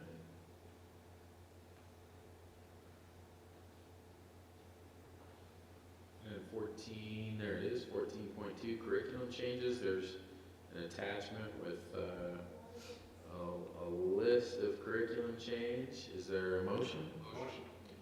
Motion Brady, second Henderson. Any discussion? I just have a question. I know that we're getting rid of a lot of the lower level math classes. I know that's something that progressively happened during my time of being here. But I see one of the things that we're getting rid of is mathematics tutoring. So is there still going to be additional extra tutoring options? Because, I mean, let's be honest, most people are like, I'm terrible at math, and that's probably one of the most commonly loved classes is entry-level mathematics. I'm going through the little fluffies here, so I might just put one of these in my pocket, so only a couple left. But, yes, we're actually looking at real hard at revising that entire curriculum. So students who, stop out of the Math 105 can get back into a non-credit basic skills course, and then hopefully gain enough skills so they can hop right back in to make them successful. So all the other ones are gonna be non-credit, the ones that, like, I know like 90 and 90S and all that other got subbed out about a year ago, but, so those are just gonna be non-credit options so that they can prepare for 105 if they're not testing at that level when they take their entry-level tests, correct? Yeah, that's correct, and that's consistent with the AB. I'm sure Dr. Baldwin remembers those. AB 705 really stopped us having credit courses that are below transfer level. And then it's come to the knowledge of some of the legislatures that some of the colleges haven't enforced that, so they actually are putting through legislation now that actually says you cannot do it. So before they basically said, please plan your stuff around your credit programs. So there are students that are not going to be successful in our credit program, even though they have the supplemental course at the entry level, college level. So we're working on creating, I mean, don't hold me to this name because it can't be up to the campus what they call it, but sort of a readiness academy that's built with non-credit classes like Dr. Scott was just pointing out. 42 and 90. So they would, so a student that comes to us that's just, they're so far below, we know that they're not going to be successful, or they attempt and they just can't even finish the course. We would put them in the Readiness Academy, that within, 6 months, a year max, they would be college, we could tell them, you're college ready now. You're ready to go and take English and math and do the rest of the course. If you can't pass English 101, you're not going to do well in psych and social and the other humanities and so on. Right. It's a prereq, but it's just, math is such a general education core component that basically everyone has to take a math class, so I just wanted to make sure that there's still that tutoring option, because a lot of people really aren't that good at math, or in my opinion, they have the assumption they're not good at math, and they just didn't really. Yeah, so math too, yes, that's the big one, actually, bigger than English. Okay. All right, any other discussion? Student advisory vote? Yeah. I think Joe didn't care for your questions, Bridge. He left.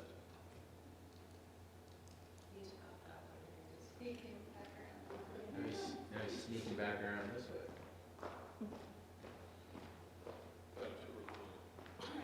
Joe's going on a walkabout.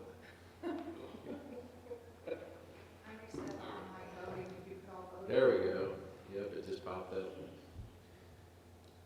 All right. Look at that. You went on a walkabout and made it back in time to vote still. 16.1, agreement with KFT Fire Trainer LLC. What? No? Pause? Can you vote for me? I vote yay. Vote yay. It just says change vote. Trustee Henderson, what is your vote? I voted, didn't I had to reset it, so it may not pop up again. What? I had to reset it, so it may not pop up again. Can you give me a verbal vote? Verbal vote. Aye. Thank you. I thought I did that, okay.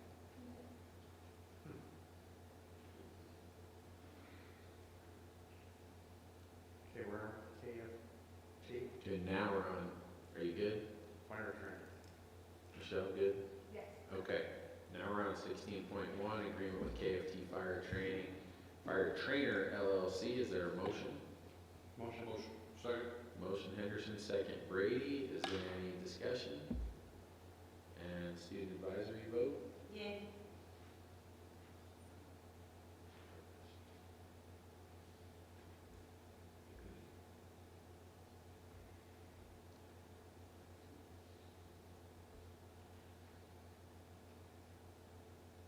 All right, 16.2, participation agreement with IEDRC Riverside Community College District. Is there a motion? Motion Henderson, second Brady. Any discussion? Student advisory vote? Yay.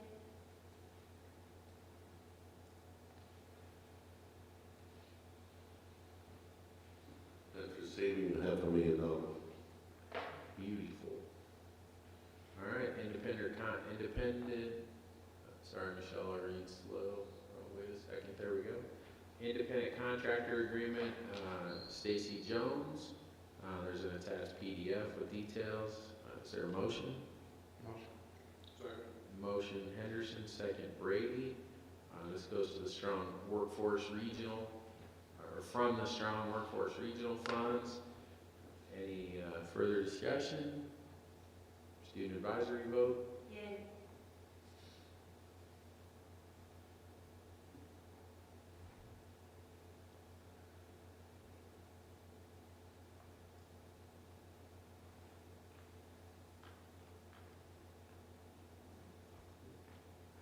And 16.4, contract Ed FCC Victorville, the solar and recycling programs for 2020 and 2021. Is there a motion?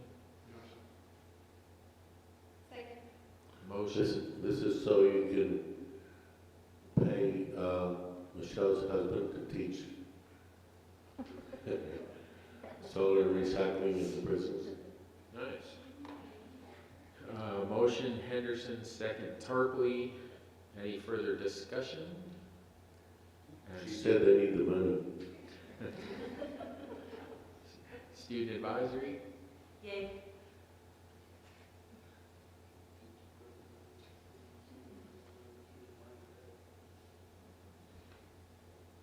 All right, that finishes up 16. There is no 17, 18, 19, 20. We're down to 21. This is just information and discussion, so there won't be any vote. I called you President Brady. Trustee Brady will continue 21.5 to next month.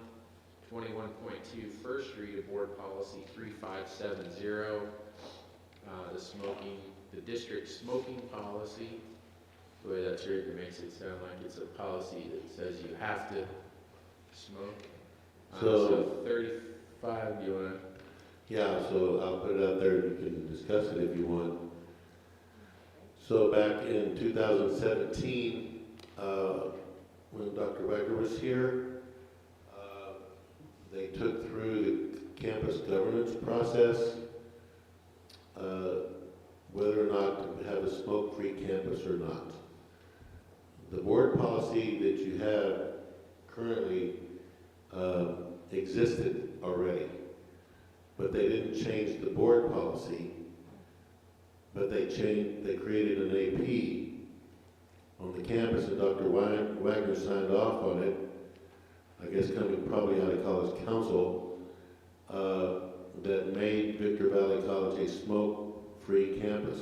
It even says in the AP, no smoking in the cars, no vaping, no nothing. So I didn't even know any of this. This came to my attention, and I'm glad that it was discovered, because on an audit, either from the chancellor's office or if the accrediting team was here and saw this, the conflict between the two, that would be an issue. The normal board policy on this would probably read something like the superintendent shall develop an AP.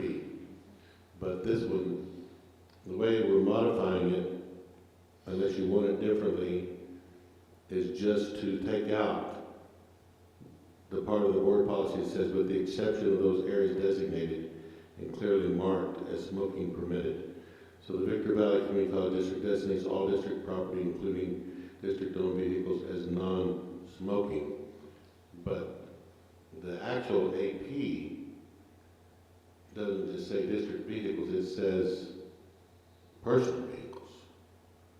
So, I don't know, it seems to be like, and I didn't catch this exactly like this till just today.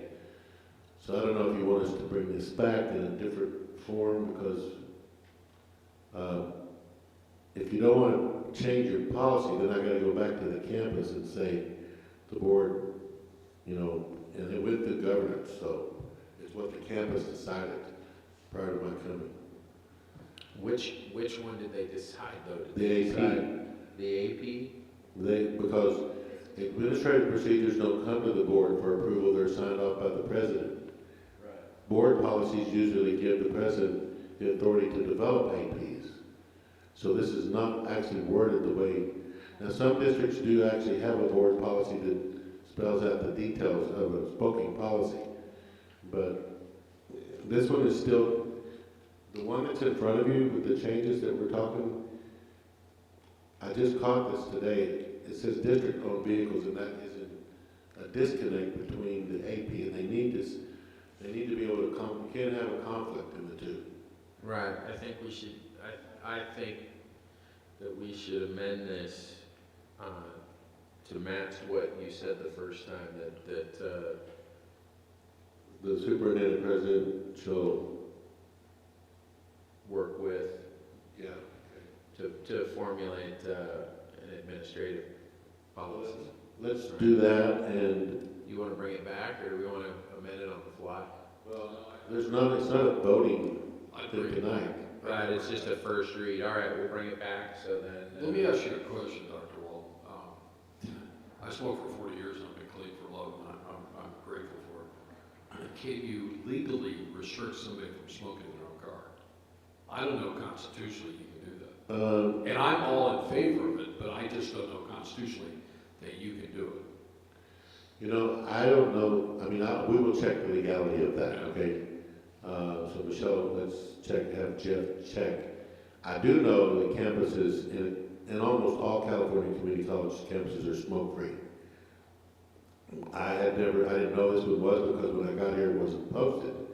And everywhere I've ever been where it was a smoke-free campus, even when the campuses allow smoking in certain designated areas, it's still posted. When you and I talked, There's no smoke, there's no posting, so whatever you pass, I'm gonna get it posted. well, as you and I talked the other night, I think it's really important that we pass this, that at every entryway that you come on into, it talks about a smoke-free environment, and that there are signs clearly designated within the parking lots and, in open areas. I mean, this is something that's been, debated for. We can change the wording, Michelle.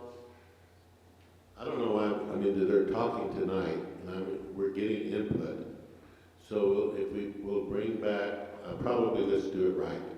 To do it right is let's bring it back next month for a Right. first read. Yeah, that's Right, a fine. first read. Just change it to And the, then we can vote on it the next month. It's been like this already, and there's no accrediting team coming immediately, so But we'll have this out. Dr. Wald, what would it, what would it cost to put signage up? And take a look around the college campus to remind people that it is a Well, non-smoking. minimal, that'd be minimal expense, put the signs up. I think the signs are a future discussion, probably. Well, operationally, I can handle the signs. Unless you're wanting to have say in the signs. I'm not a fan, I don't like, just as I look out into the audience and I look at the seats all marked, don't sit here, and everywhere you go, we're in the back, and it's, don't hang things here, and don't put things in these lockers. I'm not a fan of signs all over everywhere. We live in the state of California. I think everybody in the state is pretty well accustomed to the fact that you certainly are not going to smoke inside of a building in the state of California. Any building, government, school, public, private. I can't think of anywhere in California where you can smoke indoors. Maybe the casino. I haven't been to one of the California casinos in years. Can you smoke at You the can casino? smoke it. And you You know, can. all right, so with the exception of They have different rules. Well, it's on an Because Indian they're reservation. reservations. So with the exception of an Indian reservation, I haven't been in a place in California in years and years. I'm not a fan of a lot of the signs. I like the signs that direct people, that, you know, the signage that point people in the Smoking right signs are direction. usually just on the buildings throughout the campus. Yeah, I'm just not a fan of all these signs. I mean, right when we walked up tonight, we were locked outside. I was standing there looking, and the front glass doors up here are littered, and I see it as litter. They are littered with signs, right? First of all, most people don't read them. I think they make the place look shabby. You know, all these stupid signs stuck up all over here. You know, don't blink with your left eye, and don't pick your nose on the right side of the stage, and go around there, no drinks in here, and whatever else.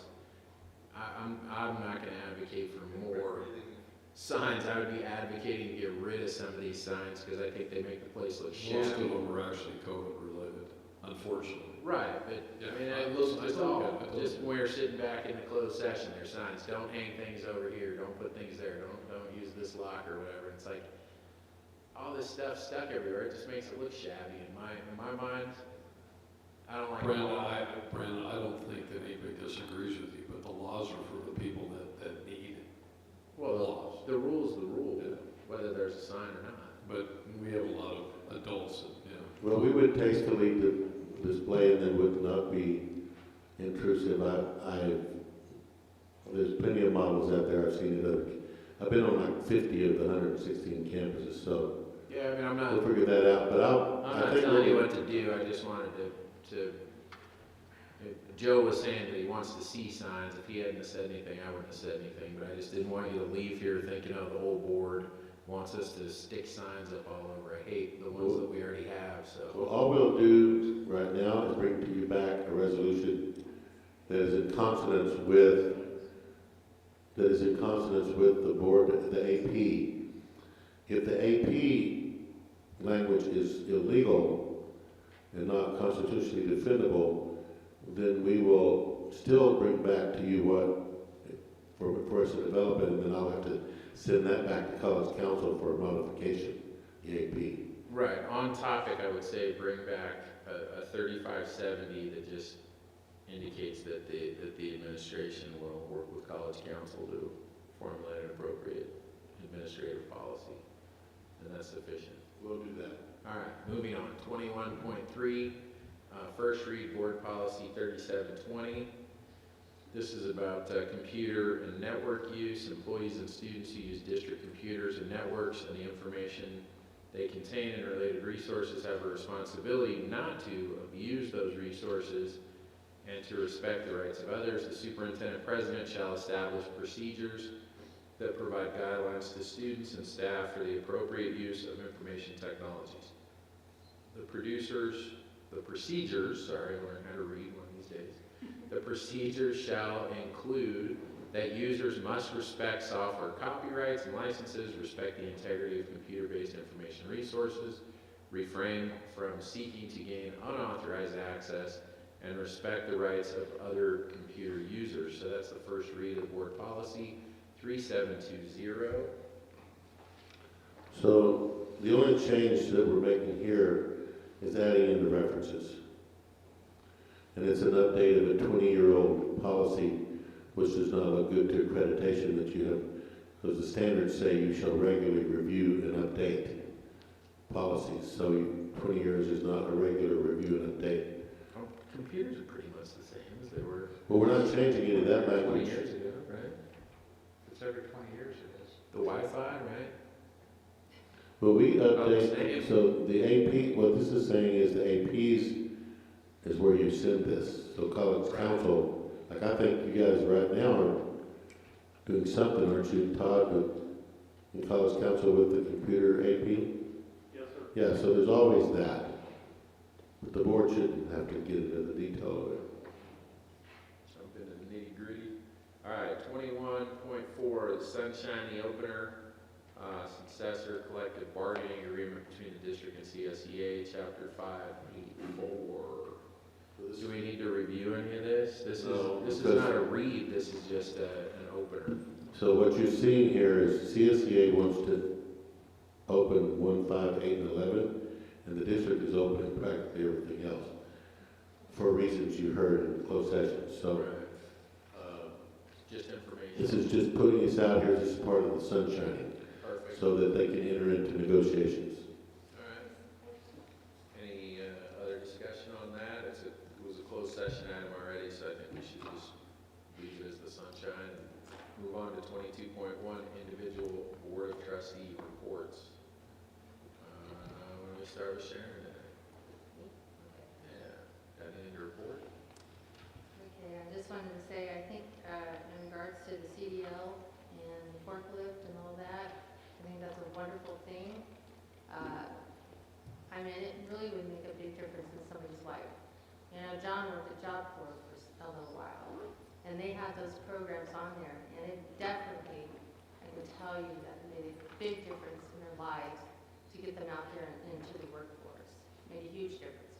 And they did have an apprenticeship there, where they had welding and fork, whatever they had, or some type of building or whatever, there was an apprenticeship there.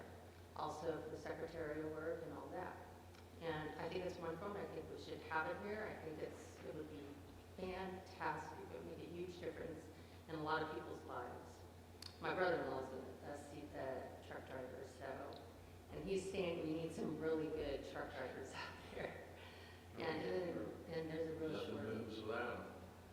Real shortage. Also, I wanted to thank Michael Edwards and Chris Piercy, all the hard work that they're doing with this dual enrollment, and the ambassadors. And it's really a lot of work. I'm also looking forward to maybe one day having on each one of the high schools a Victor Valley College counselor on each one of them, because it would make a big difference in the load of the counselor at the high school right now, and getting more students signed up with VVC, and I think that would be fantastic, because right now it's really a hardship for a lot of them, for the high school counselors, and I think this will be a wonderful thing to have a counselor from the college at each one of the high schools. And I wanted to talk a little bit about the Asian American Island Pacific. As you know, my son-in-law is Asian, and my grandchildren are Asian American. And watched a little bit on some documentaries on it, and how they played an important part in the role of our infrastructure here. They helped build the Continental Railway. They were never recognized, but the Manhattan Project, one of the ladies, Dr. Wu, was one of the ladies who helped when developing larger amounts of uranium. And there's several out there for curing diseases, helping cure diseases, technology, all that. So they made a huge difference. My son-in-law, who I'm very proud of, belongs to the Space Force right now, and so I think he's going to do great things. He's Asian American, so just want to say that they have made a lot of contributions to the country, and also helped us during the time when they were in internment camp. They even helped us win World War II, even after all the being put in those camps, and also trying to help us win a war. So, anyways, that's all I have to say. Oh, one more thing. Forgot one more thing. Alani Puntao. He didn't go here to BBC, but he was part of our community here. He went to Silverado, and he got drafted to the Atlanta Falcons, just to let you know. And he's a fan. Bless you. That's it. All right, thank you. Jen? Oh, ladies first. Well, you know you're gonna have a laundry list of schools and training. No, No, not this one. almost tired. Okay, so only 3 this month. April 22nd, I attended the ACC Vvccd Virtual Symposium Partners in Excellence, Equity, Equality, and Innovation through Action. On the 29th, I did attend the One Book, One College. That was hosted by the ASB. I did read the book, Washington Black. It was a really great book and fun to be a part of that project. I think we should continue on next year, hint, hint. And then on May 10th, yesterday, I did go to the annual business meeting for the CCCT virtually. I have no idea. You can't see that. You know, they sent out the reminder, as I remember, it's been a long week. It wasn't like 7 o'clock in the morning, they were reminding everybody it was 8 o'clock. They hadn't said anything before about it. Yeah, they had sent a few Yeah, things did they? before, yeah. Maybe I just didn't. Yeah. All right, Bridge. Well, I just want to say that, I think with the reopening of the college, I think that we've done a great job of getting people in, having people at a distance, coming back the best that we possibly can. I look forward to seeing the rest of the year commence and things go back a little bit back to normal. I just want to say a special thank you to each and every single employee at Victor Valley College, whether you're classified or unclassified, or your faculty member, or whatever else it is. I know that it's taken a lot of effort and energy to get all of this done and to handle a situation that no one was expecting. So I look forward to seeing how we continue to move forward into the future with this soft reopening of the campus, and hopefully things will go back to normal in the fall. And that's all I have. All right, Joe. I'm just excited that we're open again. You know, the world's open again. If you go up and down the pass, it's like it is. There's actually, I believe, more cars going down the pass today than there were pre-COVID. So I concur with what President Bridges said about our employees. I was sad. I think, Dr. Walton, did you see that there were some people that were upset that were cleaning the campus? No, when you reported, you said there were some people that were upset about what?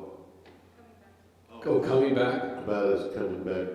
Wow. We're in the educational business, and I would strongly encourage those to really rethink it. I mean, we've got a great opportunity. The economy is, we are going back through, I think, a very close spurt. Might not be on the same housing level that we saw between 2000 and 2005. That I can feel it, I'm seeing it. The activity is, the activity now coming up here is as solid as anything I've seen in the 35 years I've been doing business out here, but 33 years I've been living out here. So I'm really excited. We've got one more big, I think there's a big 7 or 8 year run out here, and I think that VVC could have a big part. Again, I want to thank Dr. Walton and John Allen and Kevin G for yesterday's tour. It was a very intense conversation for 15 minutes, but I think we all walked away and had a better understanding of what we're all up against. And I really hope that, everybody can pull together, and if we want to be the #1 community college in the country, if we want to win the Aspen Prize, which is not BS, and I know there's some people think it's BS, and if you think it's BS, you shouldn't be here. We need to pull together, and all of us need to be rowing at one time to be able to produce the highest education of any educational, facility in the country. And we need to do it together and get away from all these little things that we listen to in closed session. It's just very frustrating. So. All right, Dennis? Yeah, I'd like to echo Trustee Pinkerton's congratulations to everybody working on these programs, forklifting, truck driving, what have you. All those are way overdue. We should have had those years ago.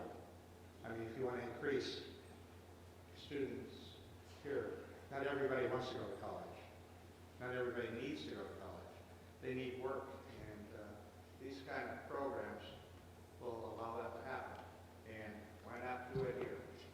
Why not have the licenses and what have you here? Why not? We should have been doing this 10 years ago, 20 years ago. I mean, if you want to expand the college, get those kind of people here and get them trained and get them apprentice somewhere so they get a job as soon as they graduate. I mean,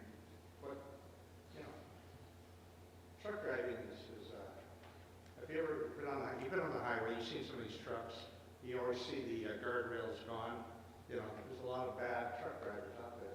But we need to have a Class A program to get these people working.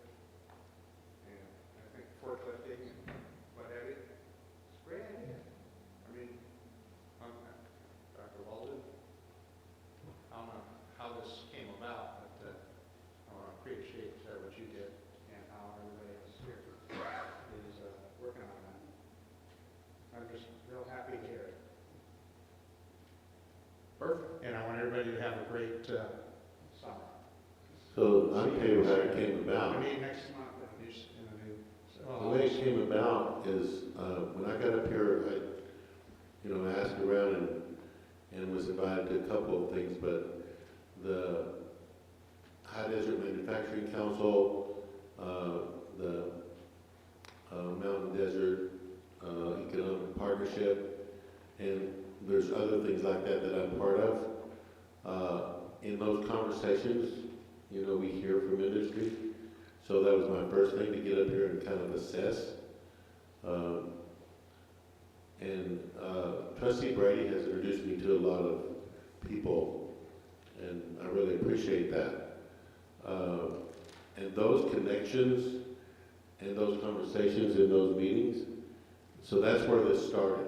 And so when I got the temperature of that, and of course then looked at our environmental scan to see what really needs to be up here and what the issues are, and Trustee Brady's, the survey group that he was leading or part of, whatever, also brought up these issues. So my point is that when we saw the need, we started going after it. So you want to have, like there's some programs that other colleges have, I don't think we need that here, not based on what I've learned here. But there's things that we need to have that we don't have. And some we need to expand. Other things we need to totally turn upside down and do it a different way. We still need that program, but it's so antiquated and out of date. So these are the things that we're doing to make it the #1 college. I will never, ever apologize. And I know I get criticized for this Aspen thing, but they didn't talk about Aspen in my last college. I've never been at a college where they talked about Aspen. I didn't bring that from there. I brought that as an idea and threw it out, and the campus talked it up, and the board talked it up. It wasn't my thing. It's been a campus-generated thing. The only vision that works is a collaborative vision, not an imported vision. A president doesn't show up and say, "Hey, folks, this is my vision, so this is now our vision." No. A president brings ideas, or brings people that have ideas, and those become conversations that bring out the brilliance of the campus. And this is what the campus I'm not thinking of the right word, but we gathered around this idea and created the educational master plan. It wasn't my plan, it's the campus plan. And because we are going out, every time we say we're going out the Aspen Award, now we have to qualify it by saying we do it. We do it because we want to make the point that it's not about the award, it's about what's best for the students. But I am never, ever going to apologize for wanting to be the best and saying we should be the best, because our students deserve the best. Aspen's just a rallying cry. But I believe if you're the best, you'll be recognized for being the best. And that would be my point about that. Whether we ever get it or not, let's die trying. And don't ever apologize. And I know you're going to get a letter tonight that all of you got from someone from the campus who wouldn't share their name, that's basically saying the opposite of what I'm saying and criticizing you and me for this. But I have no apologies. I'm proud of this campus because this campus developed the Aspen vision, not Dan Walden. And I appreciate the board getting behind it, and the college council and the Senate and everybody else. And those documents passed without dissenting voices. So, because there's one or two laying off to the side, I don't know what they're thinking or and if I knew who they were, I'd invite them into my office and I'd say, tell me about it. What's your issue? What's the problem? But they just write these letters and then they don't sign them because they're afraid of retaliation, which is ridiculous. I would never tolerate any retaliation because somebody spoke up. But that's where it came from. It came from the area, and we want to make the college the best. Dr. Wolf, I will tell you this, we all stand with you. We stand with all of your, with all the leaders. I can't wait to read this letter. Kenley, I don't do well with cowards. If you got something to say it, but don't be a coward. And when you write a letter like that, and those are my words, so they can file a grievance against me for using the word coward. But, I'm proud of this board and supporting the Aspen Award. It's a tough thing to get, but with that award, forget the money. The money means absolutely nothing to me. What will happen is more employers will want to move here. People will get better jobs. They'll live in better houses. They'll drive better cars. We'll have an impaction problem at Spring Valley Country Club and every other golf course for golf lessons on weekends, and nobody will have anything to complain about. Oh, well. Case closed. I agree with you. You don't apologize for making students better. I mean, what's that all about? Apologizing for making people better? I don't get it. Oh, Dennis. What'd I miss? Don't forget, this letter says that any of us running for office next year, they won't vote for us. So that person must live in 3 districts, because there are 3 of us that are up for the office next year. So I guess that's one vote I won't get, huh? Yeah, one vote I won't get. That happens. But there's no apologies for making students better. All right, I'll keep mine brief. I did already receive a copy of the letter. It came to my office. I'm going to take a little different tone. I don't know if the letter is going to be shared with the public. Everybody's probably sitting out there going, oh my God, I don't know what they're talking about. I guess it's not going to be shared with everybody, so sorry for getting all of you suspenseful. I hope the person that sent the letter is watching. I think it would be shameful to take the time to write a letter and then not watch the meeting at least, or maybe somebody out there watching knows who the person is and they can tell them to come back to this section and fast forward to it. I think the message that I want to convey, I've been thinking about it all day. I saw the letter at lunchtime today when I went to my office from the courthouse. I appreciate people who are critical. I appreciate people who care enough about problems to commemorate that to paper and to share that with somebody. So in that respect, I look at it and some of the things in the letter I don't agree with, but at the same time I appreciate the fact that somebody cared, somebody that claims, we don't even know. The person that they wrote the letter anonymously, they didn't sign a name, they claim to work here. They don't indicate in what capacity or what department they work here. I presume they do work here, but again, I don't know. It could have been written by anybody. Could have been written by Dan as a joke to mess with me. I don't know. But I do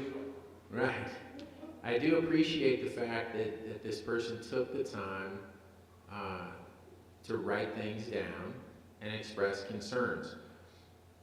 The problem is the next step, though, for me, is that all it really does is create frustration, because without knowing who the person is, without the person wanting to get on the phone and talk or sit down in person and talk, there's really no way to have dialogue. There's really no way to communicate, and there's really no way to maybe better explain some of the things that this person is critical of.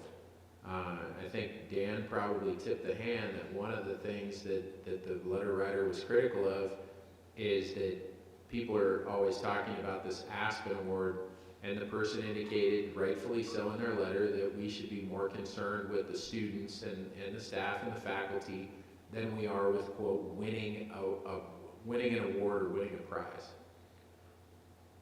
I would like to talk to that person, and I'm sure Dan would like to talk to that person as well, because I think whoever this letter writer is missed the point that has been repeated many times, but obviously has not been repeated enough times.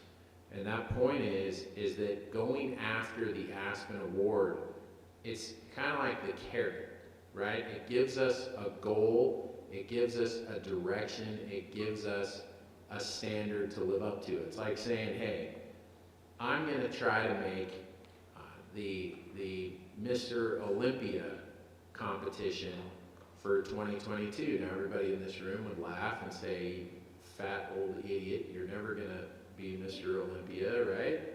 But if I set my mind that I'm going to go for that and I'm going to try to make it,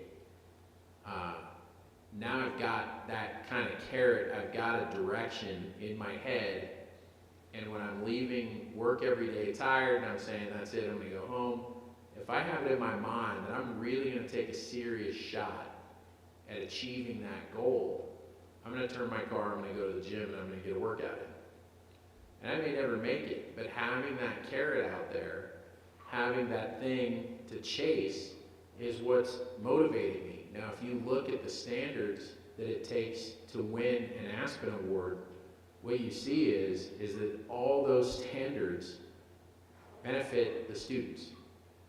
So to the letter writer who says, you guys are too worried about winning prizes, what I would like to respond to that person is that I'm a lot less worried about winning a prize. I'm looking at the standards, I'm looking at that quality that it takes to even be competitive for this prize, to even get on the list, the top 100 list. Remember, the bigger issue was they were unhappy about us coming back to campus. Right, well, that too, but That was the main purpose of it. I mean, there was a good portion of the letter about not paying attention and not worrying about students and not worrying about the well-being of staff and faculty. And again, if you look at the level that you have to be operating at to even be competitive for an Aspen Award, you recognize that in being competitive for the Aspen Award, that has to be a pretty spectacular organization.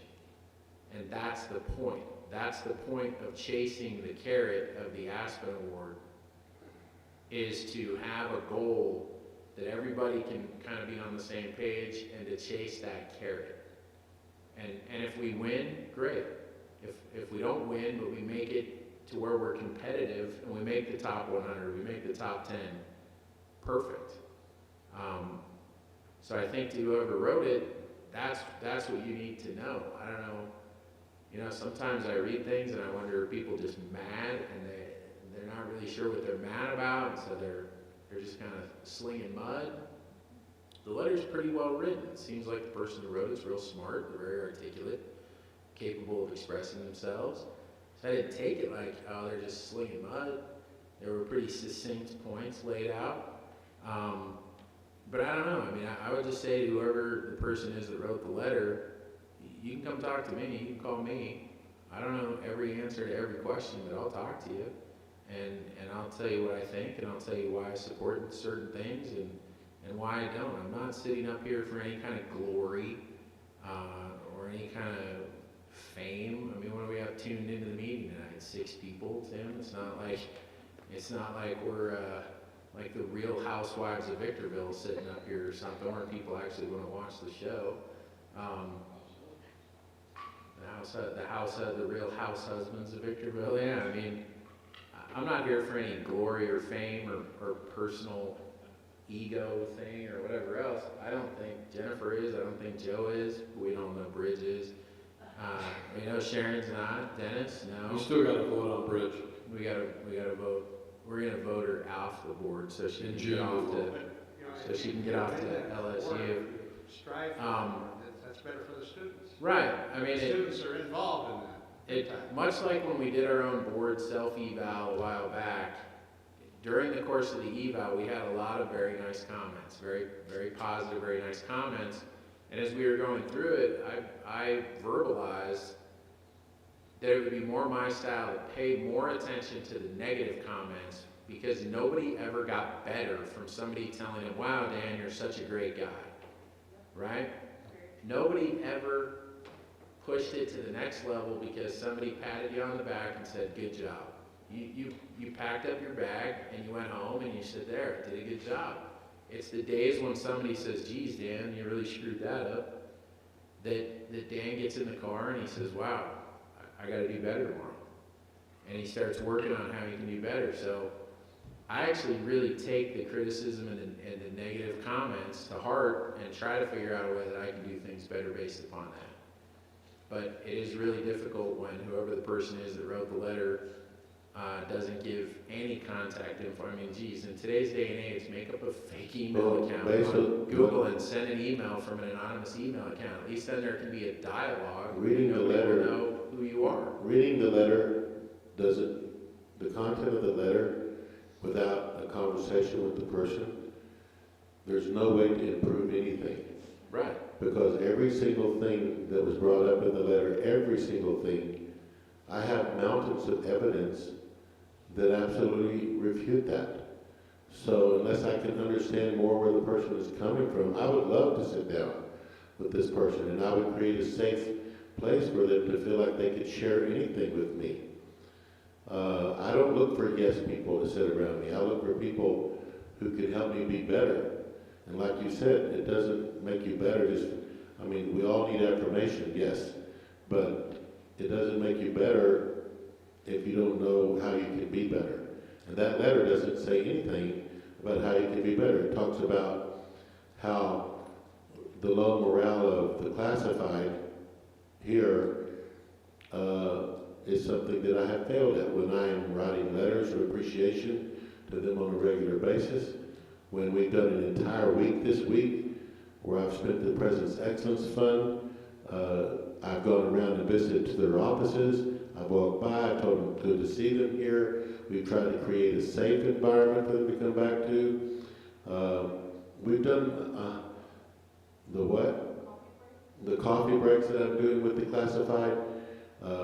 And every time people have been filling those slots, right, Gabby? And they fill the slots, and I don't hear anything like this.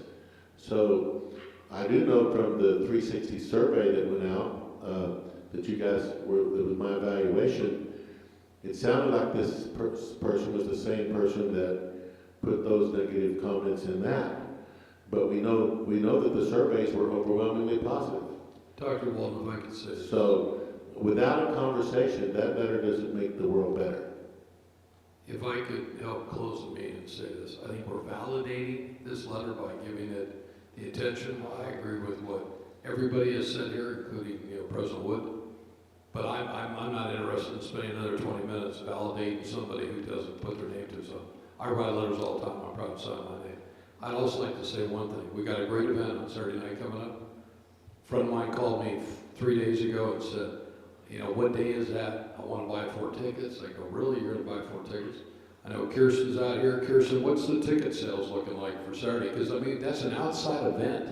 And it's like the first time everybody can get outside, except on a golf course or somewhere, and socialize. I think it's exciting. And I know you didn't pitch it tonight, so I'm going to pitch it for you. But tickets are still available, right? They are. Good, and you just go, I did it on Sunday morning, it was really simple, so if I can do it, anybody can do it. Just go to the foundation, look, buy a ticket, and so that I like to, absolutely. That's all I care about too. Exactly. She wants to get a poll on what people think about this ugly stash of this thing, so I can take it off by Sunday. I like it. Yeah. I think that's Yeah. good. Yeah. Yeah. We're all gonna be there? We're going. So, I didn't mean to, Dennis, are you going? No. He's going. See Kirsten after the show, Dennis. I can buy it. After the show, she'll take care of you. Yours is fine. So I did, back to the topic, I didn't mean for the letter thing to go so long, it just started rattling around in my brain, and I don't like. I know I thought you were like, I'm the jury member, I'm thinking, okay, they're convicted. Right, I just don't like a problem without a solution is the and that's the issue, and the solution would be for the person to come forward and talk to Dan or talk to somebody and trust that, that any one of us will listen and talk. Dan was gonna buy ice cream if we got out of here at 8:30. He wasn't. That's what he said. Did we wish that? He lies. That's what he said. He already bought 10 tons of ice cream. We missed So it by I see 4 Art months. looking at his watch. Thank you, Art. I did attend one of those training seminars, and I can't remember which one I was at. It seems like it was forever ago. Been heavily involved lately as well with Hesperia School District with Oak Hills mock trial team. They're ramping up to have a winning team. Oak Hills is a high school that really goes after the win in everything they do over there, and so it's fun to be working with them with their mock trial stuff. Oh, you fell out of your chair. And I am looking forward to the event on Saturday night. I was going to plug that as well. So looking forward to that. Hopefully we have perfect weather, nice and warm, no wind. And with that, I'll call for a motion to adjourn. Motion. Second. And all in favor, aye. Student advisory vote? No,